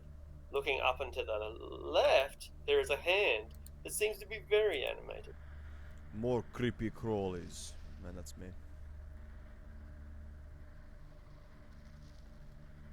All right. 30 feet. I'm gonna follow up 30 feet. And dodge again. Brilliant. That one. Soup. I will use my feline agility. 45, 55, 60. Meow. Brilliant. And oh, you know what? I was action to dash as well. Okay. Oops. 5, 10, 15, 20. Oh, I Brilliant. see something at the corner of my eye. Yeah, I think I certainly see do. something. Yes. You will. You will see Barely. something in the corner Fucking of hell. your eye. A bit of movement going on, and that movement gets all the more sudden as it rushes into view, and then tries to take the hide action. I must have closed this character sheet.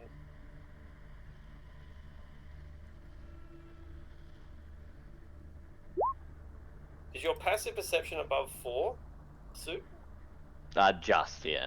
We're at 5. Okay. So you can see quite clearly trying to hide, but with nothing to hide behind, and with Garnash's light illuminating the place, with your own natural swift reactions, you're able to give the party a few words of warning if you want.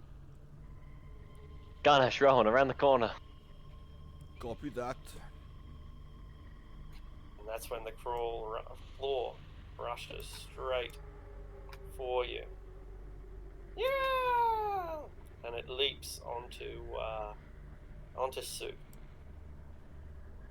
Ineffective. Nathea. She's got the school's ass now.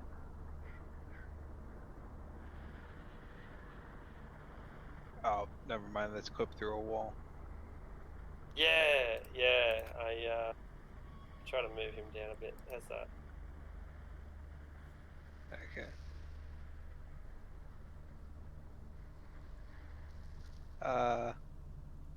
We'll run up.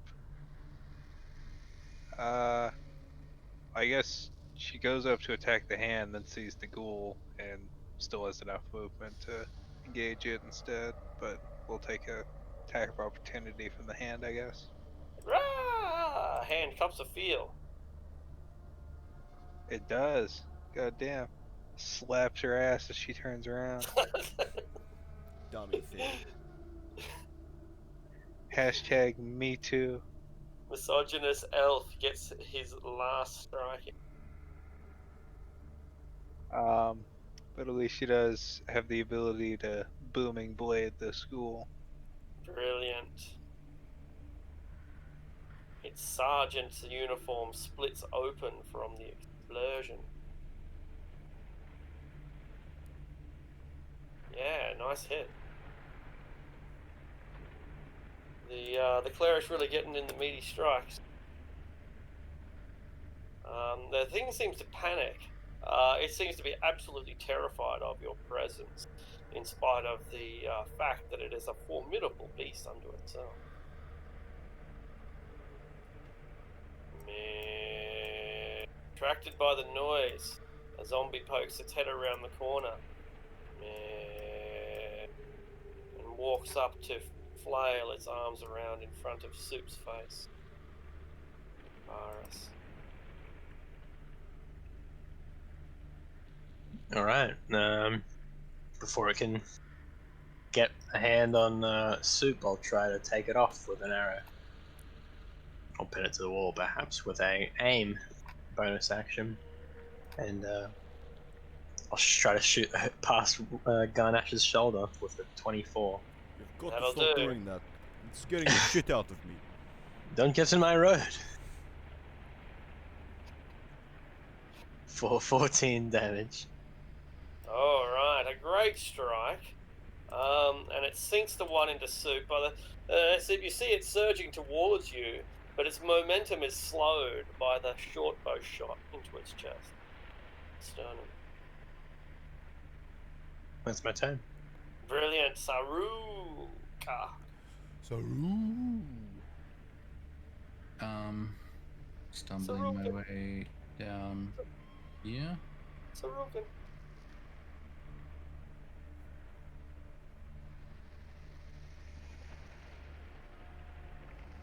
Stumble away. I'm playing fucking Pathfinder here. There is That's light. shame. Can you see that? I know you wouldn't be light there anymore. I There. just like That worked. touched the wall, following the wall. Good. Well, that was brilliant. That was very effective. Yeah, well done.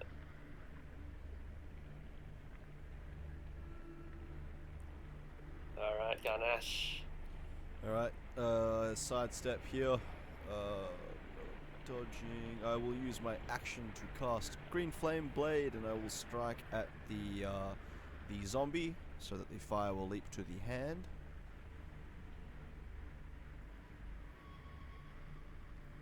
Brilliant.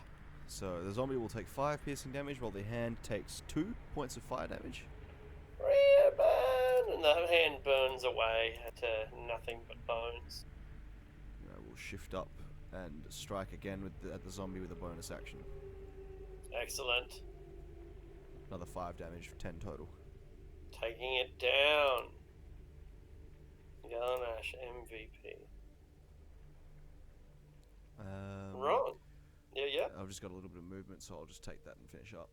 There you go, that's me. Rowan. Alright, I don't see any active threats, so I'm gonna follow behind to support as needed. Don't really see anything, so I'll just keep dodging. Brilliant. Soup. Soup is going to take a shot at the ghoul in front of Athea. Since all the stuff Alright. around... The hand was dealt with, wasn't it? Yeah, that's Yeah. right. Feels so well looked after.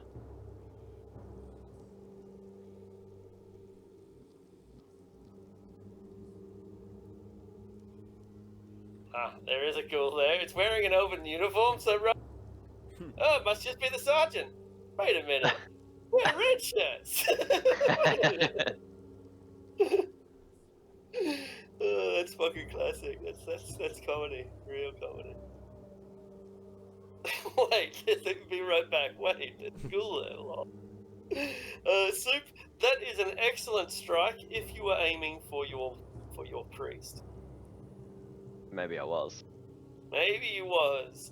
Athea, the complications of corridor combat with bows become painfully apparent to you when a 3-foot-long shaft lodges itself in your back.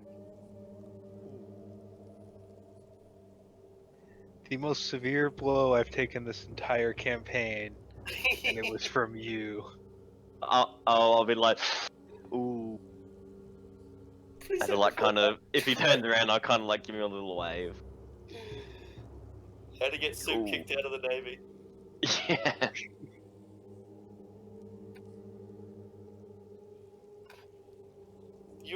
The pain is doubled, Soup.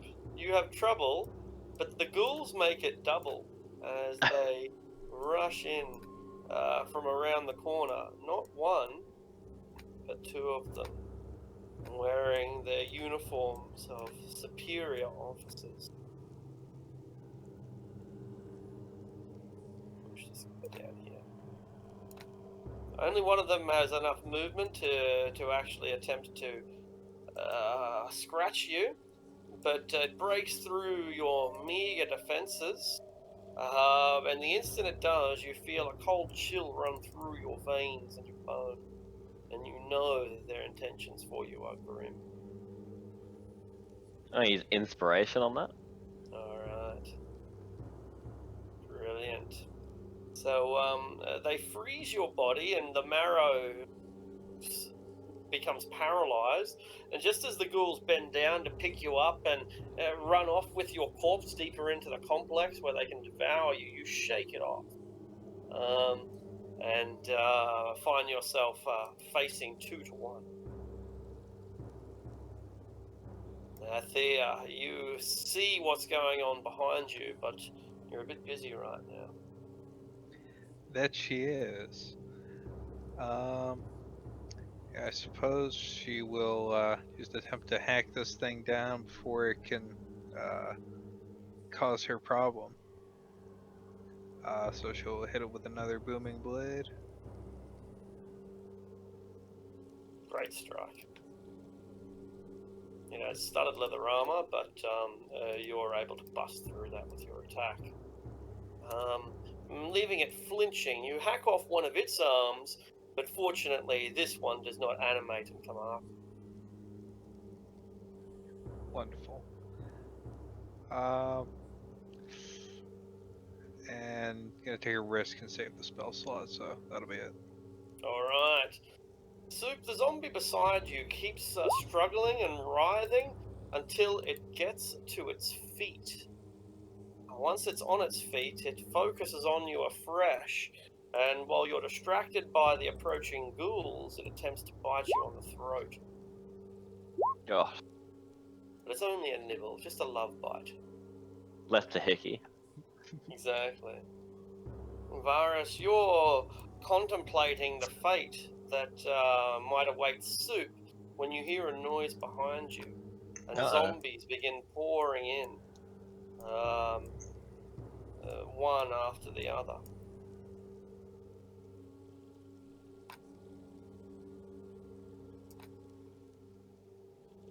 Varus. I will sort of try my best to ignore the pressing threat adjacent to me and take a shot at the closest ghoul. Are you going for Hero of the Month award? Are you trying to be a hero? No, I'm just not in any danger. Oh, okay. And then I will, I'll just shoot to that. I'll shoot to the ghoul. Phew. Brilliant. 19 Great strike. for another 10. And a really solid hit that shakes the confidence out of the ghoul, particularly just when it's about to run away with a paralyzed soup. And then I'll take the bonus action to disengage and get over to here. Meh. And I'll just be like, more zombies. And I'll end my turn there. Sorry, you can't. Can you see them? I think still can't see them. They're right I can. behind you. No, the zombies that are right behind you. You can't see Oh, them. okay. No. I guess I ignore them or walk forward to help Soup. Brilliant. So acid splash on the ghoul and the zombie. Nice. Feels Fucking hell.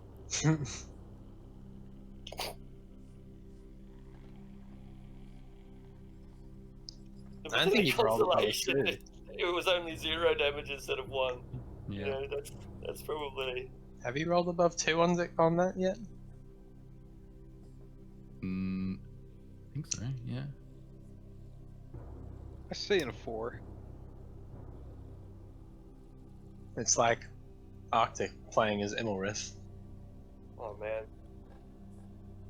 I was just complaining today on Facebook about how all of the major encounters at the end of all of the modules are just way too easy. Yeah. Anyway, there's another story. Garnash. Alright. Soup looks like he's in a bit of shit. Athea also looks kind of busted up, so I will use a bonus action here to bring the Mithril Spear into the school. 12 points of piercing damage. Total death. It's such a precision strike. You are a spear specialist. How does this one die? This one is seemingly more intelligent. I'm going to go straight through its gut and then try and like wrench the spear out of the side of it, leave it lopsided. Brilliant. With your illumination here, you can see it up ahead? Yeah, you can. So you see this corpse up ahead here. It looks like the ghoul was feasting upon it.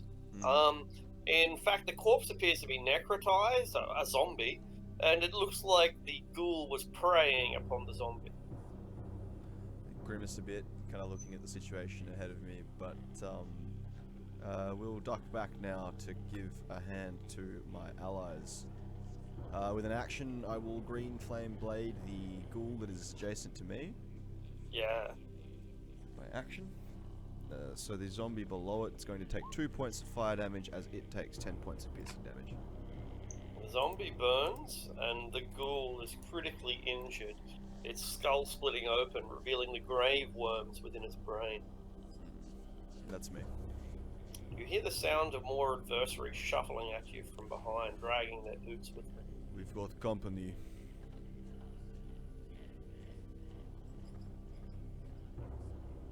Rowan, what began as a routine inspection and seemed like we were getting a grip on is at least applying more pressure now. Well, I'm very anti-undead, so I'm having a great time. Good. You're doing the Lord's work. Just don't ask Switch Lord, and we'll be fine. Good advice. I see. I'm gonna join the pack and go for this ghoul here, just being sandwiched. Brilliant. I'm gonna smack him with the. Yeah, I'll desperately ram. Magnificent! Rowan is now my favourite character. He has transcended all others. He's fucking brilliant. Watch him pass. Watch him pass! How insulting! I feel like I'm gonna have a fucking aneurysm. Take your 1 damage and get the fuck out of it! Rowan is like, dog. The zombie's like, bro, I am fucking dead. You want to know the best part about it? Is he has disadvantage. That's so rude. That's so rude. Oh, that's almost enough for me to start using the Tiefling's fucking Ray of Cold, Ray of Frost. / quit. If this was like a random game on the internet, at this point you just leave the campaign, right? I'll Fuck take 4. this. That's right. Alright. humanoid soup. So tell me about your god.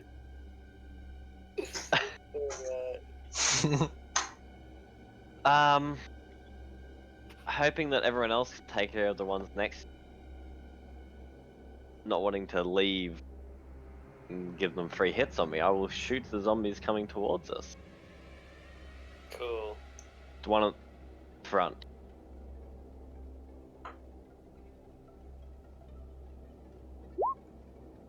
This is very appropriately spooky music.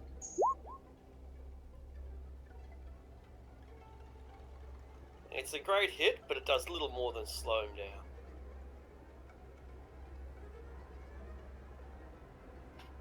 The ghouls are panicked. The heavily injured out in terror at Soup, and then tries to flee.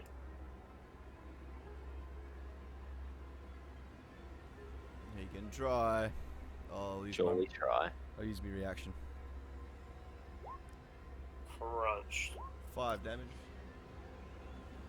Since I don't have like a melee weapon equipped, can I just like trip him or something, or punch him? If Or... you have claws, right? Like you. Oh yeah, of course. Claws? Yeah. Yeah.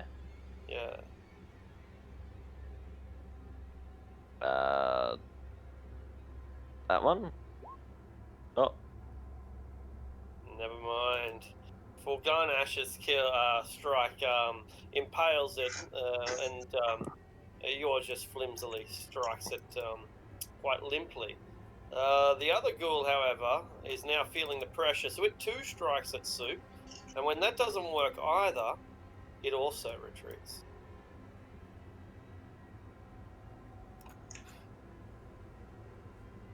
Thea.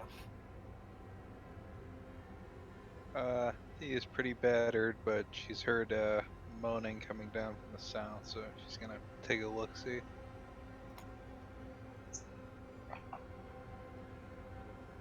Oh dear. But I guess she'll move up and take a slash at this one. Yeah.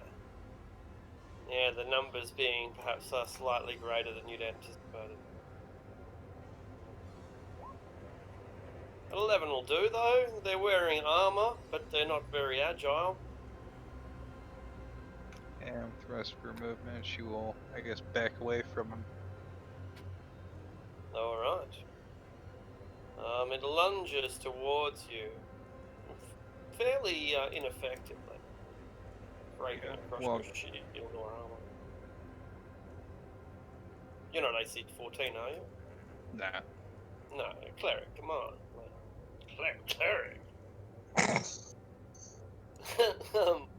1, 2. This one stumbles forward. 1, Take 2, some booming 3, blade. 4. Boom! And the noise reverberates throughout the cavern. But we've made a lot of noise already, so it's really probably not going to make a lot of difference. And another wave of zombies piles in behind the one putting pressure on you, trying to get in. But only 2 of them are able to scramble close enough ahead to be effective, and only one of them is able to break through your layers of armor, and even it is a scratch. But there have been people that've died from 1,000 cuts before.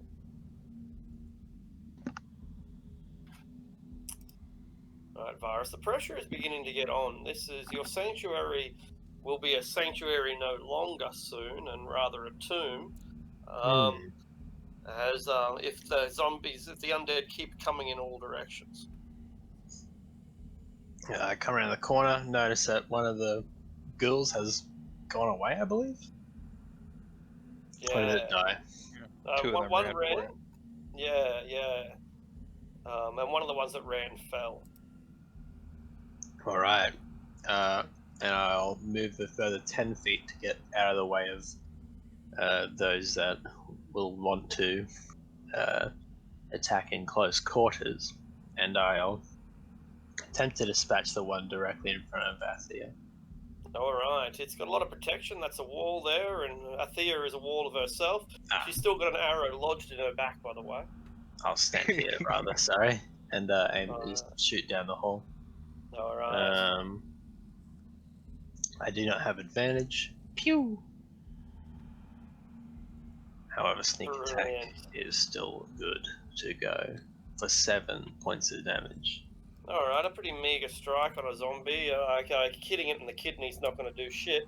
But every little wound opens up holes in the body, and sooner or later, all the flesh will just slough off. Wonderful. I know, right? And then I'll use the rest of my movement to stand one more square away. Alright, Saruken. I will move up next to Athea. I will turn to her and punch a finger into her neck. Administering medical aid.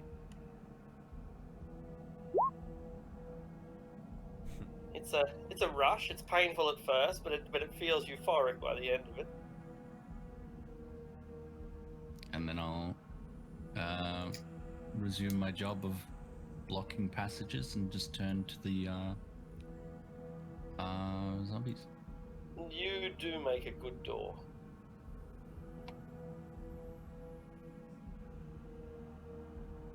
Mr. Garnash.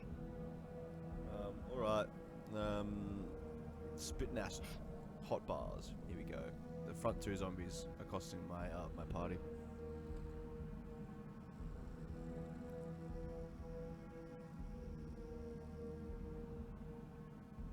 Alright. A few drops of acid drip upon Athea's shoulder, but they don't eat through her armor, they just cause it to glisten and hiss. Oh, that's the ghouls, so that's... Picks off the surface grime. Yeah, sure it does. One will dodge and the other one will not. I rolled the wrong stat block, but one passes and the other doesn't. Okay, sure, no problems. Yeah. And then I will move to here. That's gonna be me. I think I'll end up here. Actually, that'll be me. Cool. Rowan, there is a zombie at your feet and it's still writhing.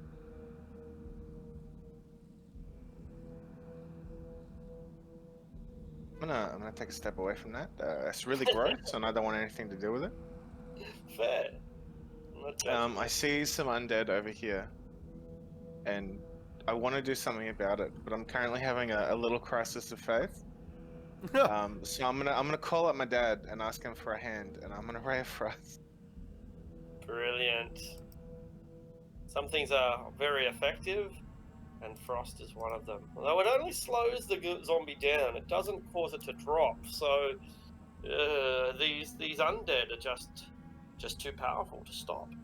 You can just hear me mumbling to myself, maybe I should like train with a weapon or something. I don't know. Just gotta believe in yourself.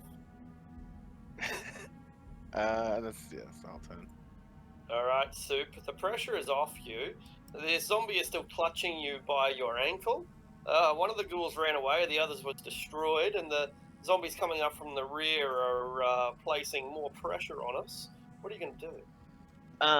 It's not the zombie at my ankle isn't slowing me down, is it? No, it's not slowing you down. But it does have you by the ankle with a good grip, right? Imagine rigor mortis, but with the hand around your leg. Yep. Yeah. Oh, I'm just looking to go up here to see if I can spot that other ghoul, maybe. All right. In the process, you rip off the hand and you take it. Oh with no! God damn it! I'll use my feline agility. Moves 35. Oh, hello. And then this creature attack. is still running. It is still trying to run, and it looked like it just briefly stopped to look over its shoulder, and it kind of regrets doing so. Yeah. Bam! Straight into the chest. It's a brilliant strike, and you will all hear the scream of this creature in agony as it curses in Elven. 35. Wah. What do you? No, fuck it, I'll stay there, and then I'll use my second win. 1d10 plus fighter. The creature leaps upon you immediately, and tries to eat you there and then. Yeah, here we go. No, that's not it. That was not it. All right, 5 points of damage. You are being gnawed upon at the same time as you are being scraped by the claw around your ankle.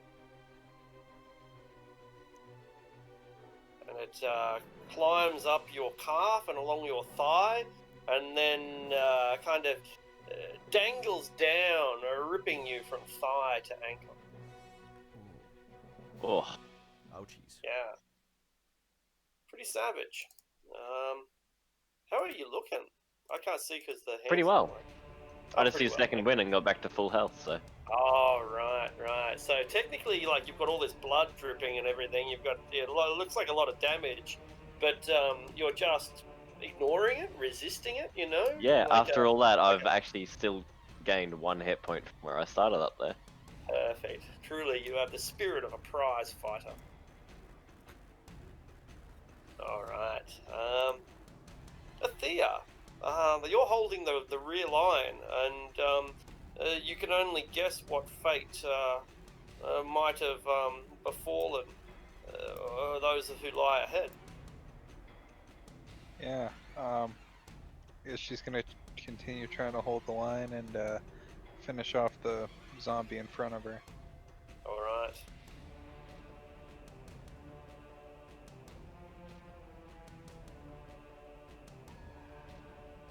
And you consume it in radiant flame, burning it away so effectively that even the bones turn to ash.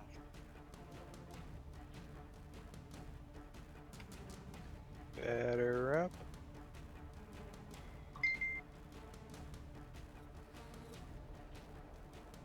And they do. They, as hoped, both of the zombies launch in. They are definitely going for the target that is alive, that is made of flesh, rather than focusing on the metal man. Although neither of their strikes are going to get through your finely made elven craftsmanship.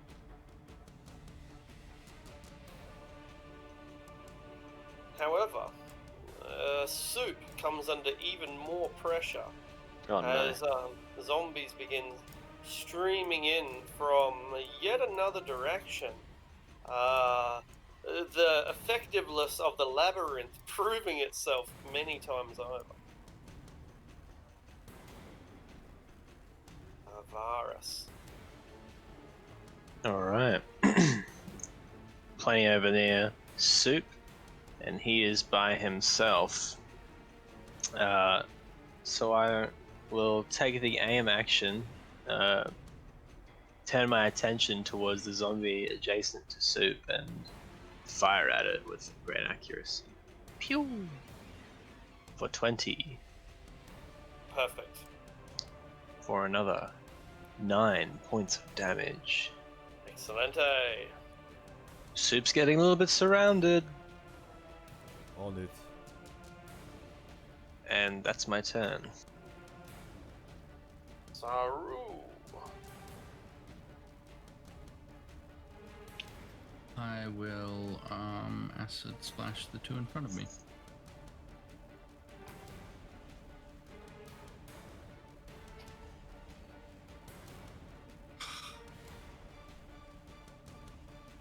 Why you do this game? It's not fun, is it? It's, even I'm lacking. I'm not even seeing the humor in it anymore at this point. You know. Kind of slowly drives you insane. I feel like the Pope just fucking sprinkling people with water.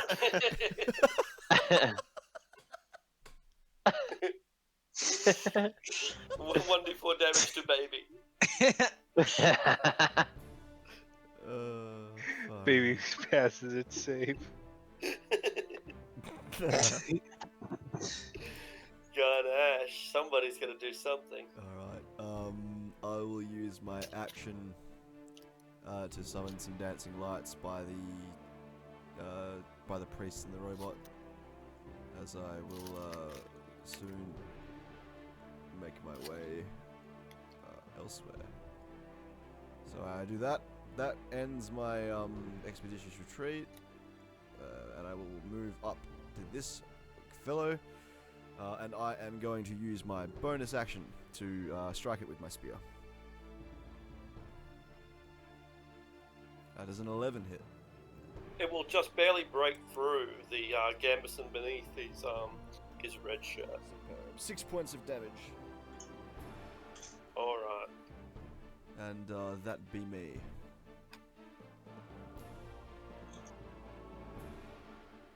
Rowan.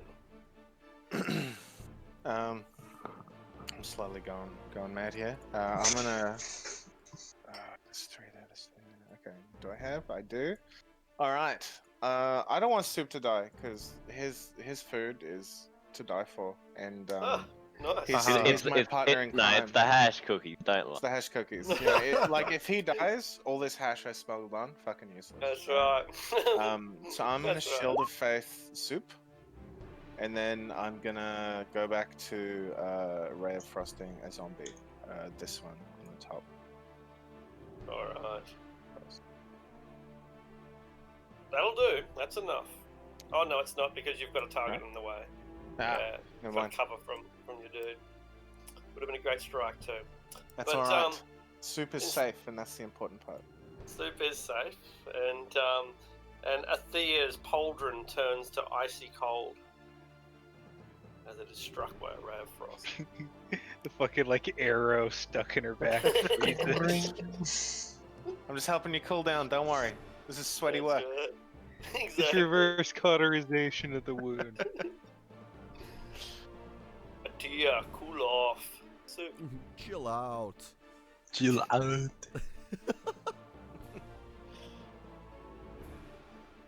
Mr. Soup, you are protected by the faith of the faithless. Shit. Fucking dog scared the shit out of me. Oh my god.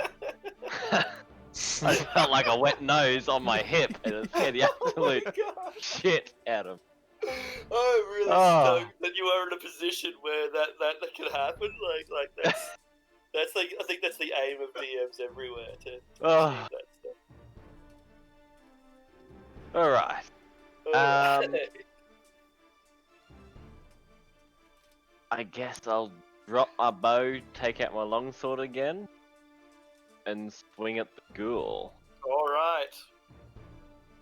Two-handed. Unfortunate.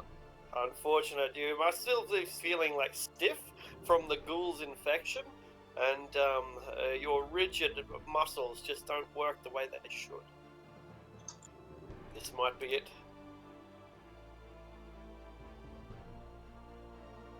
Make a paralysis check. Con save 7 damage. Right.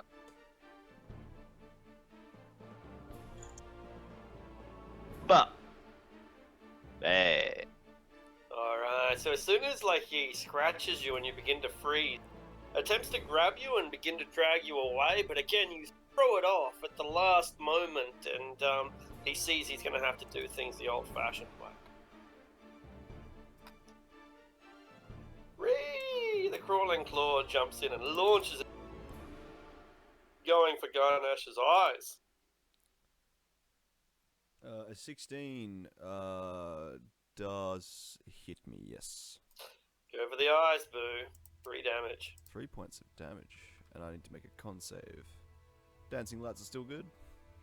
Good, good. Thea, you don't know what's going on behind.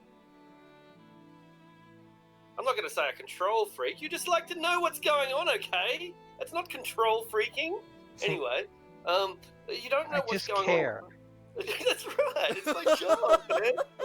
Professional. Most toxic shit I've ever heard. We don't know what's happening on the front line, but you've definitely got the back line sorted. What do you do? guess I will sacred flame the ghoul in front of me. Uh-huh.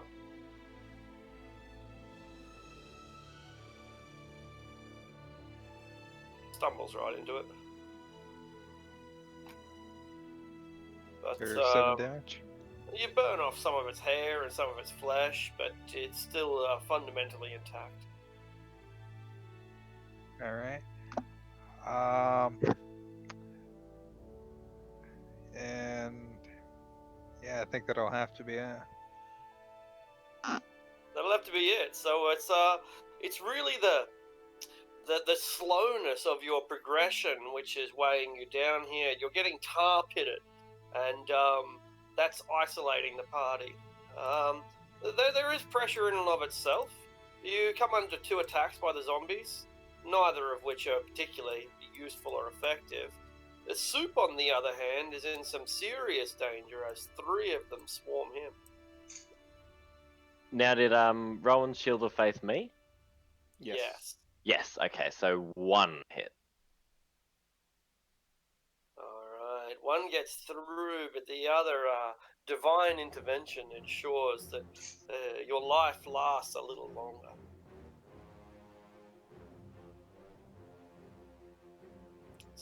Varus. Alright. So we've got 2 out of the... so everyone's sitting up there having a lot of fun. I so forgot I to give will... this zombie a survival check. Survival check? He's back. He jumps up back from the dead and lunges himself towards Rowan. And I will attempt to put him down before he can reach. Alright. With an aim. And a... Wait, give me 1 second. Let me just quickly check this spell.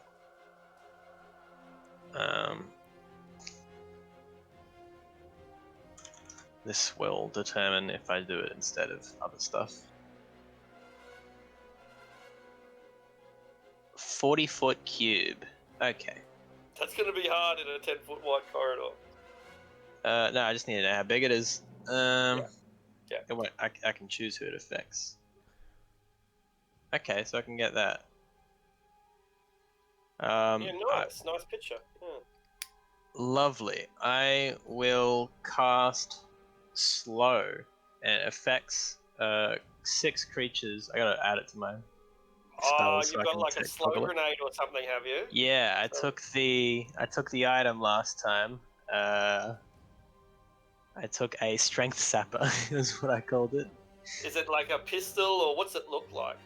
I guess it's sort of like I guess it's sort of like I chuck down a little like box on the ground, and it like auto targets certain creatures and sort of links them with some sort of necrotic line or something. Perfect. That saps their strength away. So I think it's 6 creatures of my choice. Yep, within a 40-foot cube. Wisdom saving throw. I don't know if you gave these what the saving throws are for these items. Yep. But I think I'll choose. I think I can choose all the zombies in this cube for a wisdom saving throw. Yep. So that'll be 6 zombies, won't it? Yeah. You can see them, or you wouldn't be saying that. So yeah. Wisdom, did you say? Yes. 1, 2, 3, 4, 5, 6.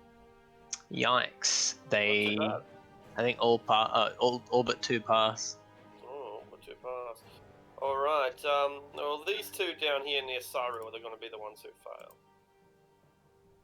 That wasn't quite as effective as I'd hoped. Lousy elven tech. Yeah, they gave you the old shit models, like, Yeah. old war technology from a war that ended a century ago. Yeah. So great. I'll be concentrating, I think. And Imagine going to Vietnam War and you're given like World War I grenades or something, just a Vegemite tin with some gunpowder in it. Here you go. that's what they gave us for the Emu War. That's true. True. It was a government conspiracy. They Except wanted these ain't fucking emus. They're much easier to deal with. Yeah, so those zombies have -2 AC and Dex saves, and their speed is Alright. halved, and only action or bonus action, and no reactions. I Alright. believe. Is it no reactions? No reactions, yeah, that's Spell right. is a Only hell of a bonus spell. 4. It Lovely. is. It's a heck of Yeah. a spell. That's my turn. Saru! Yeah. Some more splish splash. Come on, Okay, Your a couple Holiness. of deck saves. A 3. Oh, you're fucking stepping out of your safe space here, Sash.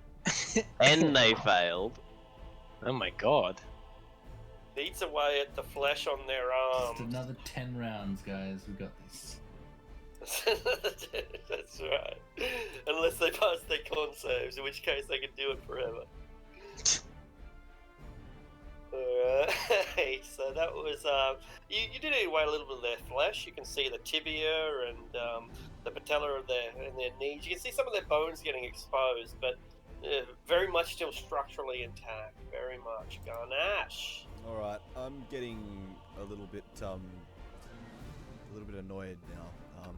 So Garnash is going to like put the spear back in, like over the shoulder, and swap it out for the weapon he was trained to use.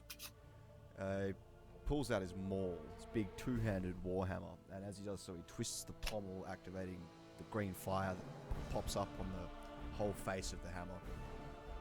And I'm going to bear it down with full force upon the zombie in front of me. Mm-hmm. 19. This is a green flame blade for the record, and I'll have the fire leap over to the hand on Soup. Brilliant. 19 easily enough, 7 points of damage. which is what you need to bring it just into a crumpled, quivering heap at your feet. Crunch. Alright, and I will, I don't know what the deal is with zombies being able to come back up. Would I be able to occupy its space, having knocked it down? Yeah, you can. It'll just force you off if it gets back. Sure, then yeah, I'll step up and try and offer Super hand. And that's me. No Is that pun not a hand intended. joke? Yeah. Oh, was Well, it? wasn't intentional, but it ended up applying relevantly, so yeah, take what you will. Did the acid splash hit the hand as well for 2 damage? It's the green flame blade, yeah, so it's an adjacent Right. creature. For how much? Just 2 points of fire damage. That's all you need. All right, and it takes care of the limp wrist. Rowan. I'm getting menaced here, aren't I? Took me a second to get the limp wrist. I'm gonna duck around it and then risk the attack of opportunity moving away from it. Mm-hmm. 10, 15, so 20, 25. Okay, alright, never mind. Oh, fucking crunch. Was that 11? For it is. You really got spanked. I'm like very offended right now. So I'm big offense. So I'm gonna what I just hit? No, that's the wrong button. This button. That one. I'm gonna turn undead. Here we go. Alright, so each creature that can see or hear you, and not the ghoul, but all of the zombies, I think. Within 30 feet. So that one at 35. That one's far enough away. Good call. I think the ghoul can hear him. Yeah. Right? Yeah, good call. Yep, you can hear him, yep. Is it within 30 feet of me? It is. It is. All right. 2, 3, 4. So 5 zombies. 1, 2, 3, 4, 5. 1 Hey. ghoul. These bitches about to run. They all fail. Is. And my favourite one of all.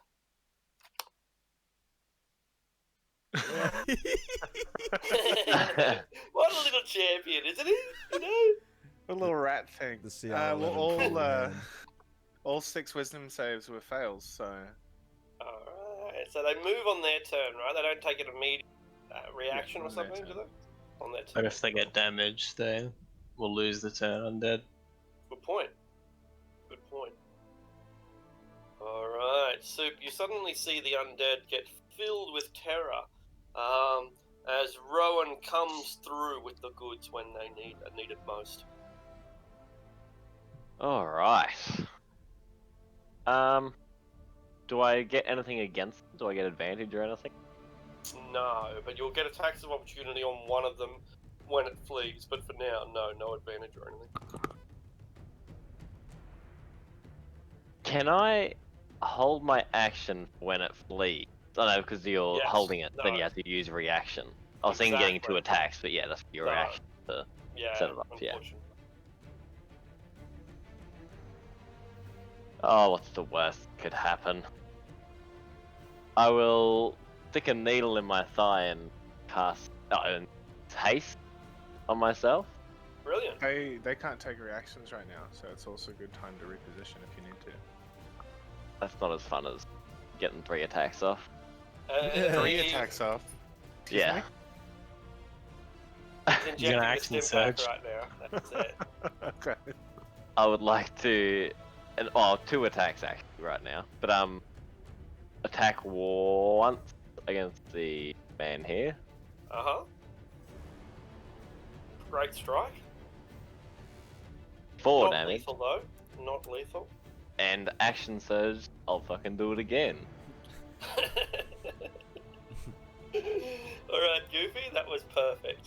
And, the second time you knock him to the ground, it's a kill, but it's only just a kill. What does your perfectly precision kill with just the right amount of pressure look like? I'd say it's like a sweep at the knees first, takes off his Uh-huh. from his knees down, then his perfect height to just chop his head off. Couldn't Kind be of like a more clean. 2-stroke off, and I'm gonna fucking book it down this way. Samurai. You said they can't take reactions? Fucking hella good. I'm going up here. You truly are hooking it, aren't you? Alright, the claw. Disappointed that Soup goes past so fast. I think the claw gets an attack of opportunity, actually. Oh shit, Yeah, I well. can die. Here we go. Come on, claw. No. I have 18 AC. Tries to chase after Soup, but then leaps back onto Garnash instead. And breaks a nail. I chipped the nail. It's upside down like a dying roach, just wriggling there. Althea. Huzzah, Sacred Flame. So sacred flame, you're so sacred. Bernie, into the one in front of you. Yeah, the one I've been hitting. Brilliant. You burn away yet more of its flesh, but it just does not die. They retaliate. Their this time- turn. Oh, it is their turn, isn't it? Yeah. They're they are they're turned. turned undead. They have are to run away. turned, right? Yeah. But not if they got hit by a weapon, right? Or by One not if of they them. took any damage.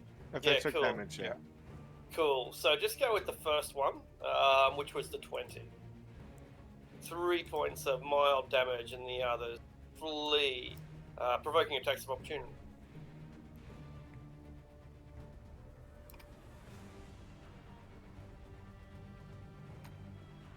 Saru and Athea, if you wish to strike this one as it flees, that'll do. That will do. Athea, you see it ready to run. You couldn't have delivered a more decisive strike. Tell us what it looks like. Yeah, she has a zombie gnawing on her shield arm, but she kind of spins around and just cuts the other zombie in half as it tries to run away. Grave worms fall everywhere and wriggle away into the hull of the ship. Yeah, it's like in Half-Life where you get that like 50-50 thing, you cut it in half and like the torso stays alive. Nice. This lone zombie that's isolated is trying to run away from Rowan, and in doing so, it goes up and hides over near Soup and just trembles. It can't see Rowan anymore, so it's pretty happy. It's just going to hide here in this corner and tremble. I'm with you, buddy. Me too, man. Me too. And the two applying pressure to Garnash. I'd also 15 turn, I won't think. hit. Are also turned. Yeah, cool. So you'll get an attack of opportunity on one. Yeah, I as will. they I'll split take it. up. I'll take it on the one on the right All right. with them all smack. An 11? Yes, just enough. 12 points of bludgeoning damage. Crucial, and fortunately, particularly good at dislodging arm, and it remains intact. 1, 2, 3, 4, 5, 6, 7, and it keeps running and running and running. We have scattered them. Saru, you calculate that the monsters scattering are 76% likely to run into other warbands of monsters, triggering a train effect. I'll take those chances, as I'm sick of my nozzle just drizzling on these things, so I will take out my screwdriver. At least Do you I know have, this can do do you have some like damage. a blockage or something? Yeah. I'm gonna call a doctor. Yeah. There are procedures for Doesn't that. usually happen to me, I swear. Exactly. I had to nuzzle my drill. Wait. That's it. Alright, brilliant! Oh, yes. You threw that driver. Even when I crit, I get a 1. It's enough. It's a 1 in It's 4 enough. chance. Athea has worn it down significantly to the point where driving your screwdriver into its brain sends the lights out permanently. I love this robot just going around prison shanking people. So turning around, I will move up the hallway.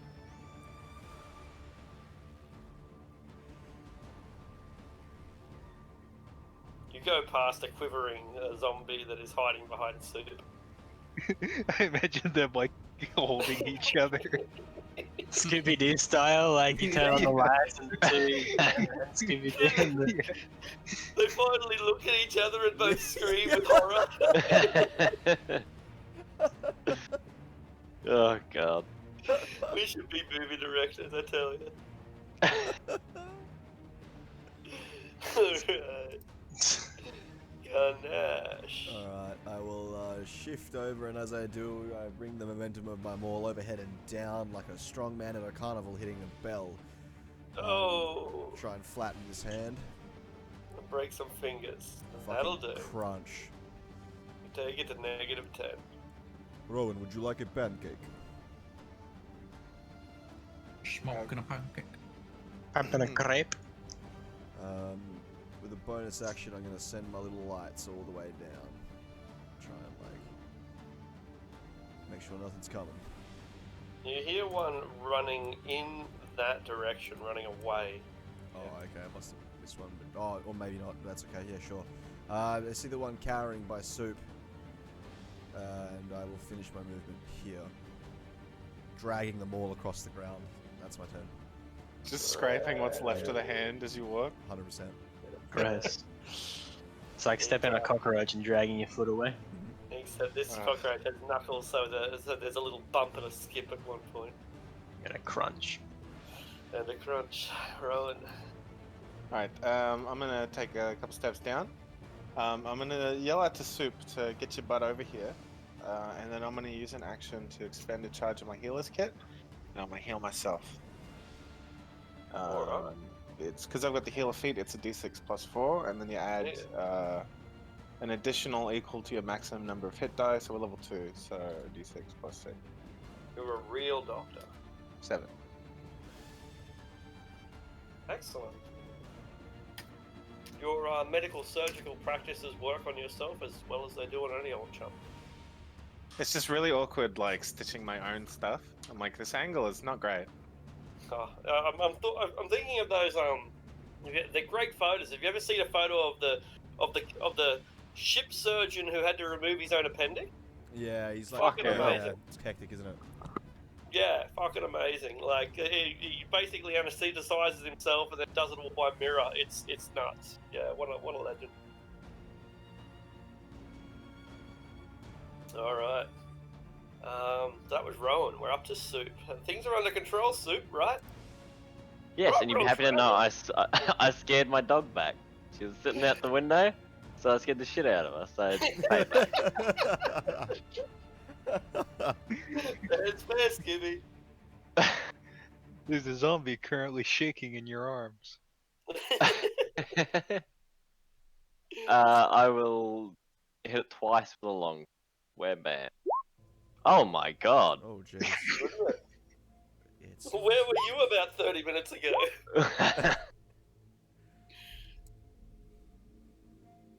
I'm kind of glad that Rowan doesn't see this completely, you know? Like, I feel like it'd break his heart. Then I'll move down to Rowan. Heart is broken. Heart is broken. Hard as cry.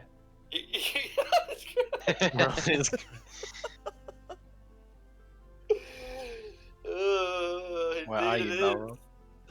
Not here, I'm afraid. Not here. Me heart is die. It's a sad, sad story. There do not appear to be any more ghouls, nor crawling claws, just Atheas. Yeah, well, I guess watch the rear and sort of move up a little bit. You hear one running away to the south. Yeah. Do we still have our company issued health potions? I think We so. We haven't have- used them, yeah. Yeah, Athea will pop her company issued health potion. Brilliant idea. It's 1d8 plus 4, right? That's it. 2. Oh, was that how that one goes? Nice. Yeah, 2d4 plus 2, actually. Isn't it? Yeah, that's how the initial ones are usually. Yeah, 2d4 plus 2. Yeah, unless you've been instructed otherwise. That's even better. No, it's not. Oh well, no, it's not. It's actually. one less. It's mathematically not even better. That is an inaccurate statement, and I retract it. Retract it wholeheartedly. The rolls are better. Indeed, there's green, and I like the green bit. It looks pretty. It's nice. All right. So we can hear the zombies shuffling away. Do we just leave it at that, or are we still actively in pursuit? I mean, I suppose our main goal is locating the Spelljammer helm. These zombies are just an impediment, though. I mean, I guess we're technically down here to hunt the zombies, but I figure we ignore them unless they make themselves a problem. Everyone in agreement, or are we in pursuit? Finding the Starjammer. All right, I'll take us out of initiative, but first I'll get the zombies to scurry away since they are still quite frightened. Does anyone need some healing? I know Soup you do, so I can use an extra charge on Soup. There you go. Look, hey, that's what I could have rolled before. Can you believe it? Isn't healing 1d8? Oh, that's your Healer's kit. medicine. Yes.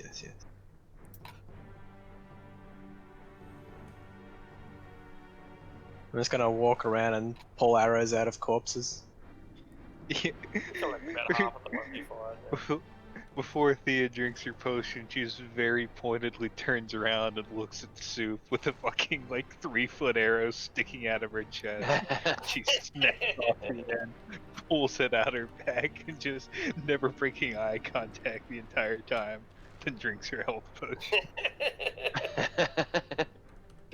Ooh, elven crafted arrow, good quality. You know. It'll go right through chainmail. Yeah. Observe. Glad you could test it out. Yeah, we'll penetrate a shield, but you don't have to worry about that when you're getting shot in the back.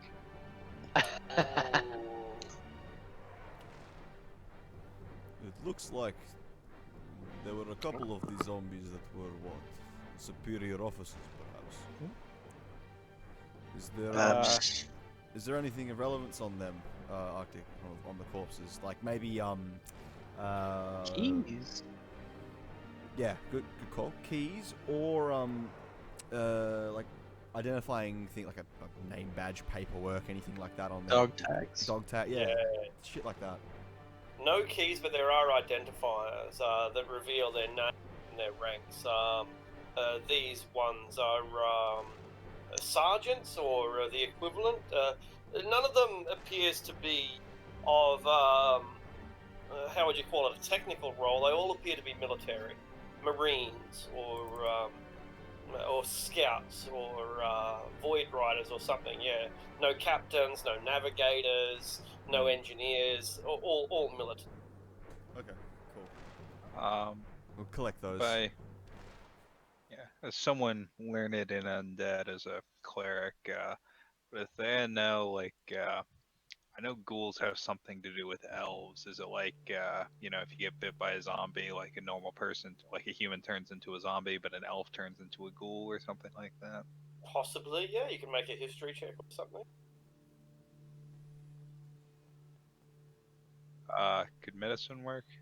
Yeah, medicine. Yeah, that's a good choice. Yeah, medicine will be fine. Understand where that's coming from. And you've heard rumors of such. You've heard the relationships between elves and ghouls, but the ones that you've heard are that elves are immune to the paralysis of ghouls.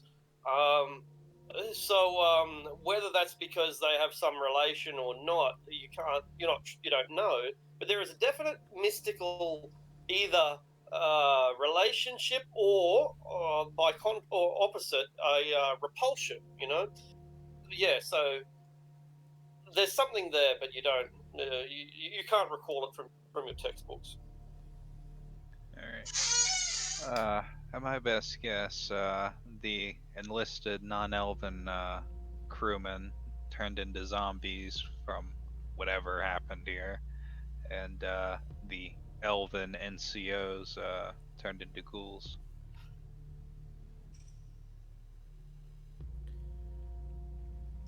Sounds very fun. Not really. Even in undeath, they are classists. It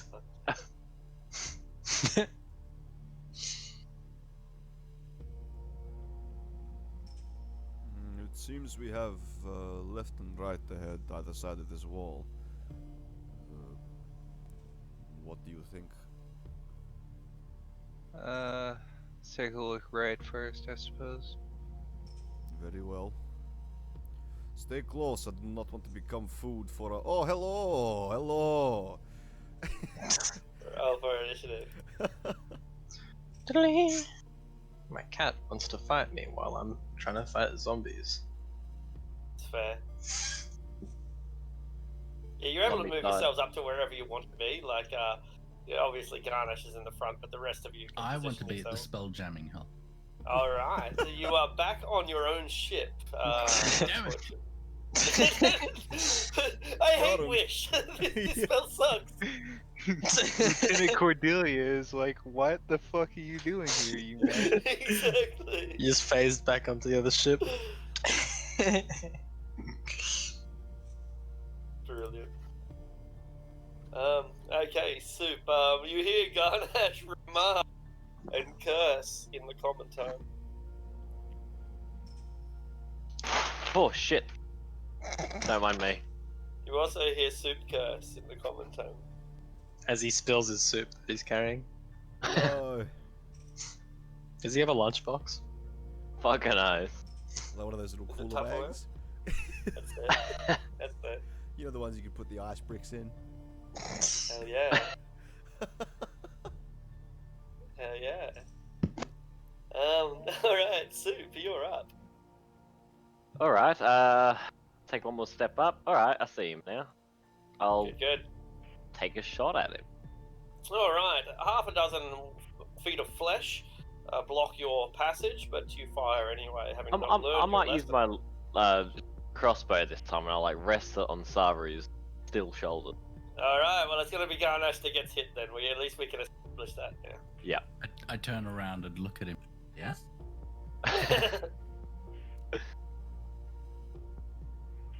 And when Zaru turns around and looks completely off and fires the bolt in the wrong direction. I get lost in his eyes. Oh! Romance! In space, no one can hear you fall in love. All hail Hypno Saru. That's it. Hypno Saru. That's you. I look at Soup. There's no answer from him. All right. Oh boy. Here I go killing again. That's what we like to hear. Just on a rampage with the screwdriver. Alright, and having driven your meager head, you can see that the creature is not alone. I will require several more screwdrivers. Out of Mr. my way, Garnash. robot. Step up and bring them all around and try to like knock this thing back into the wall behind it. Alright. I will use But, my inspiration. Yeah. Okay. But the wall is heavy and there isn't much room for swinging it, so you can't build up the momentum to do more than just give it a nudge. Sometimes roll 20 just doesn't want to doesn't want you to hit. That's alright. That's it. That's the nature of So- dice. Their old 20 is like, okay, what these guys want in this game is they want like a slow, steady progression where the zombies feel like they're really bogging them down. Yeah, that's what the players want.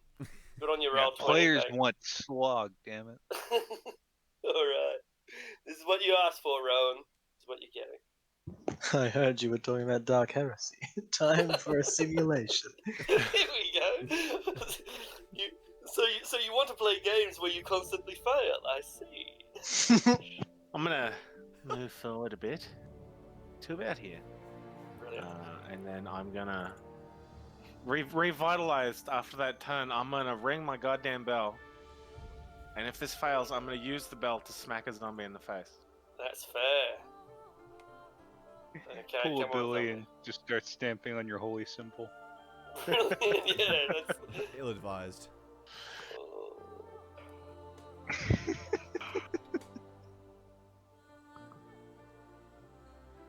Can I get a mace and like the head of the mace is just my bell? Just a cowbell on the end. Stick out bell. It's alright. It's alright. I'll live. It's fine. Hasn't really lived up to its namesake. You've told hardly any dead. Alert the dead. Dance till you're dead. That's it. That they are. Yeah, he's having to sort of squeeze around, and oh, goody, there's more of them. Suppose she will make a stab at the zombie her friends are engaged with.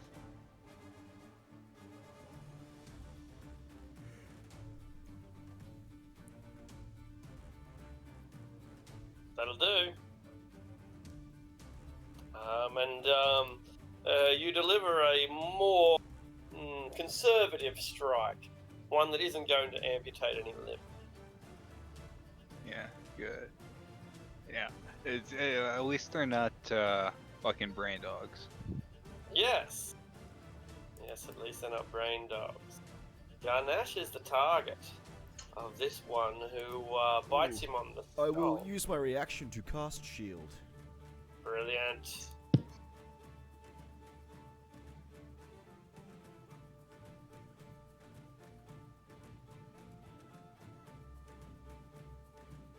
Only one of them can travel far enough to get into weigh us down, and that will be the one on Althea. Ooh, 17 must be close. Close, but no cigar. Ooh.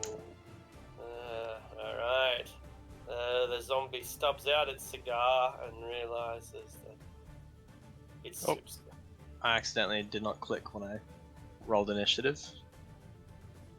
It seems. I was 5. So I'll roll again. Alright. Get in there. Cool. I will move up 15. I now see the trouble that is plaguing this hall. And I will... Can I step here? Yeah. Okay. That'll lessen the amount of flesh in between me and my target.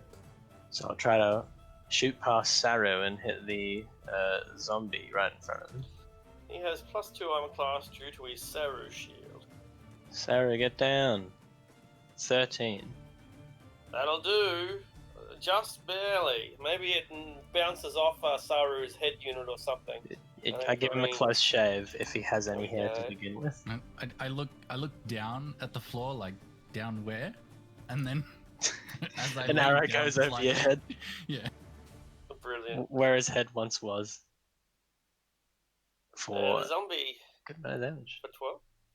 The zombie appears to be stunned by the impact, leaving it vulnerable and easy to dispatch. No,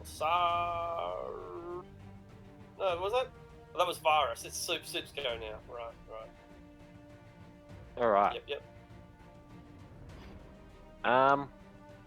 Learning my lesson, I will not shoot past Athea again. I will aim for the one in front of Saru as well. Indeed, he is far less retributive. Brilliant. And that drops it. Surely, that must be the end. And then I step out of the way. Excellent. Saru, you had this one lined up and then it went... As if lost on where to put the screwdriver, I look around and then I see Athea next to this zombie and I try to insert my screwdriver in that one. Very good. Why do I keep rolling ones? What is going on? Don't least- feel bad, man. Don't feel bad. At least it's more minimum damage than my fucking asses splashes.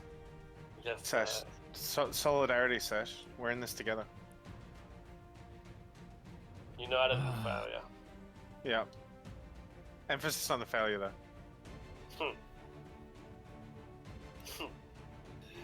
Ganesh, you are at least in a good position, having to maneuver your way through these tight corridors for maximum effect. Well, I'm gonna sidestep, and as I'm sidestepping, I kind of bring them all up from the ground up into this thing's chest, and try and go all the way through to the wall behind it. For another 9. You guys know it. Have a look. It's just, There it is. Just a buff. That's it. Just a. Just a little touch. There you go. That's it. Just check. Push That's it. it. It's that little tap you do before you go for the big swing. Yeah, exactly. That's Just like it. just Yeah. touch, and then I come back and hit myself with the head. Did you ever play T-ball? Because if you're like trying to do the Yeah. or golf, Yeah. you might accidentally knock And your if you ball touch off it, the you're tee fucked. before it. Yeah. Like fuck. And that's the shot taken too, which is That's just. the shot. And that will be me. Yeah. And I do actually have to run, so I've got work pretty soon. Sorry. See you so soon, I'm man. gonna have to bounce. Yeah. Thanks, guys. I think this is Oh, about our this is finish time. anyway. Yeah, I didn't notice. Yeah, we got so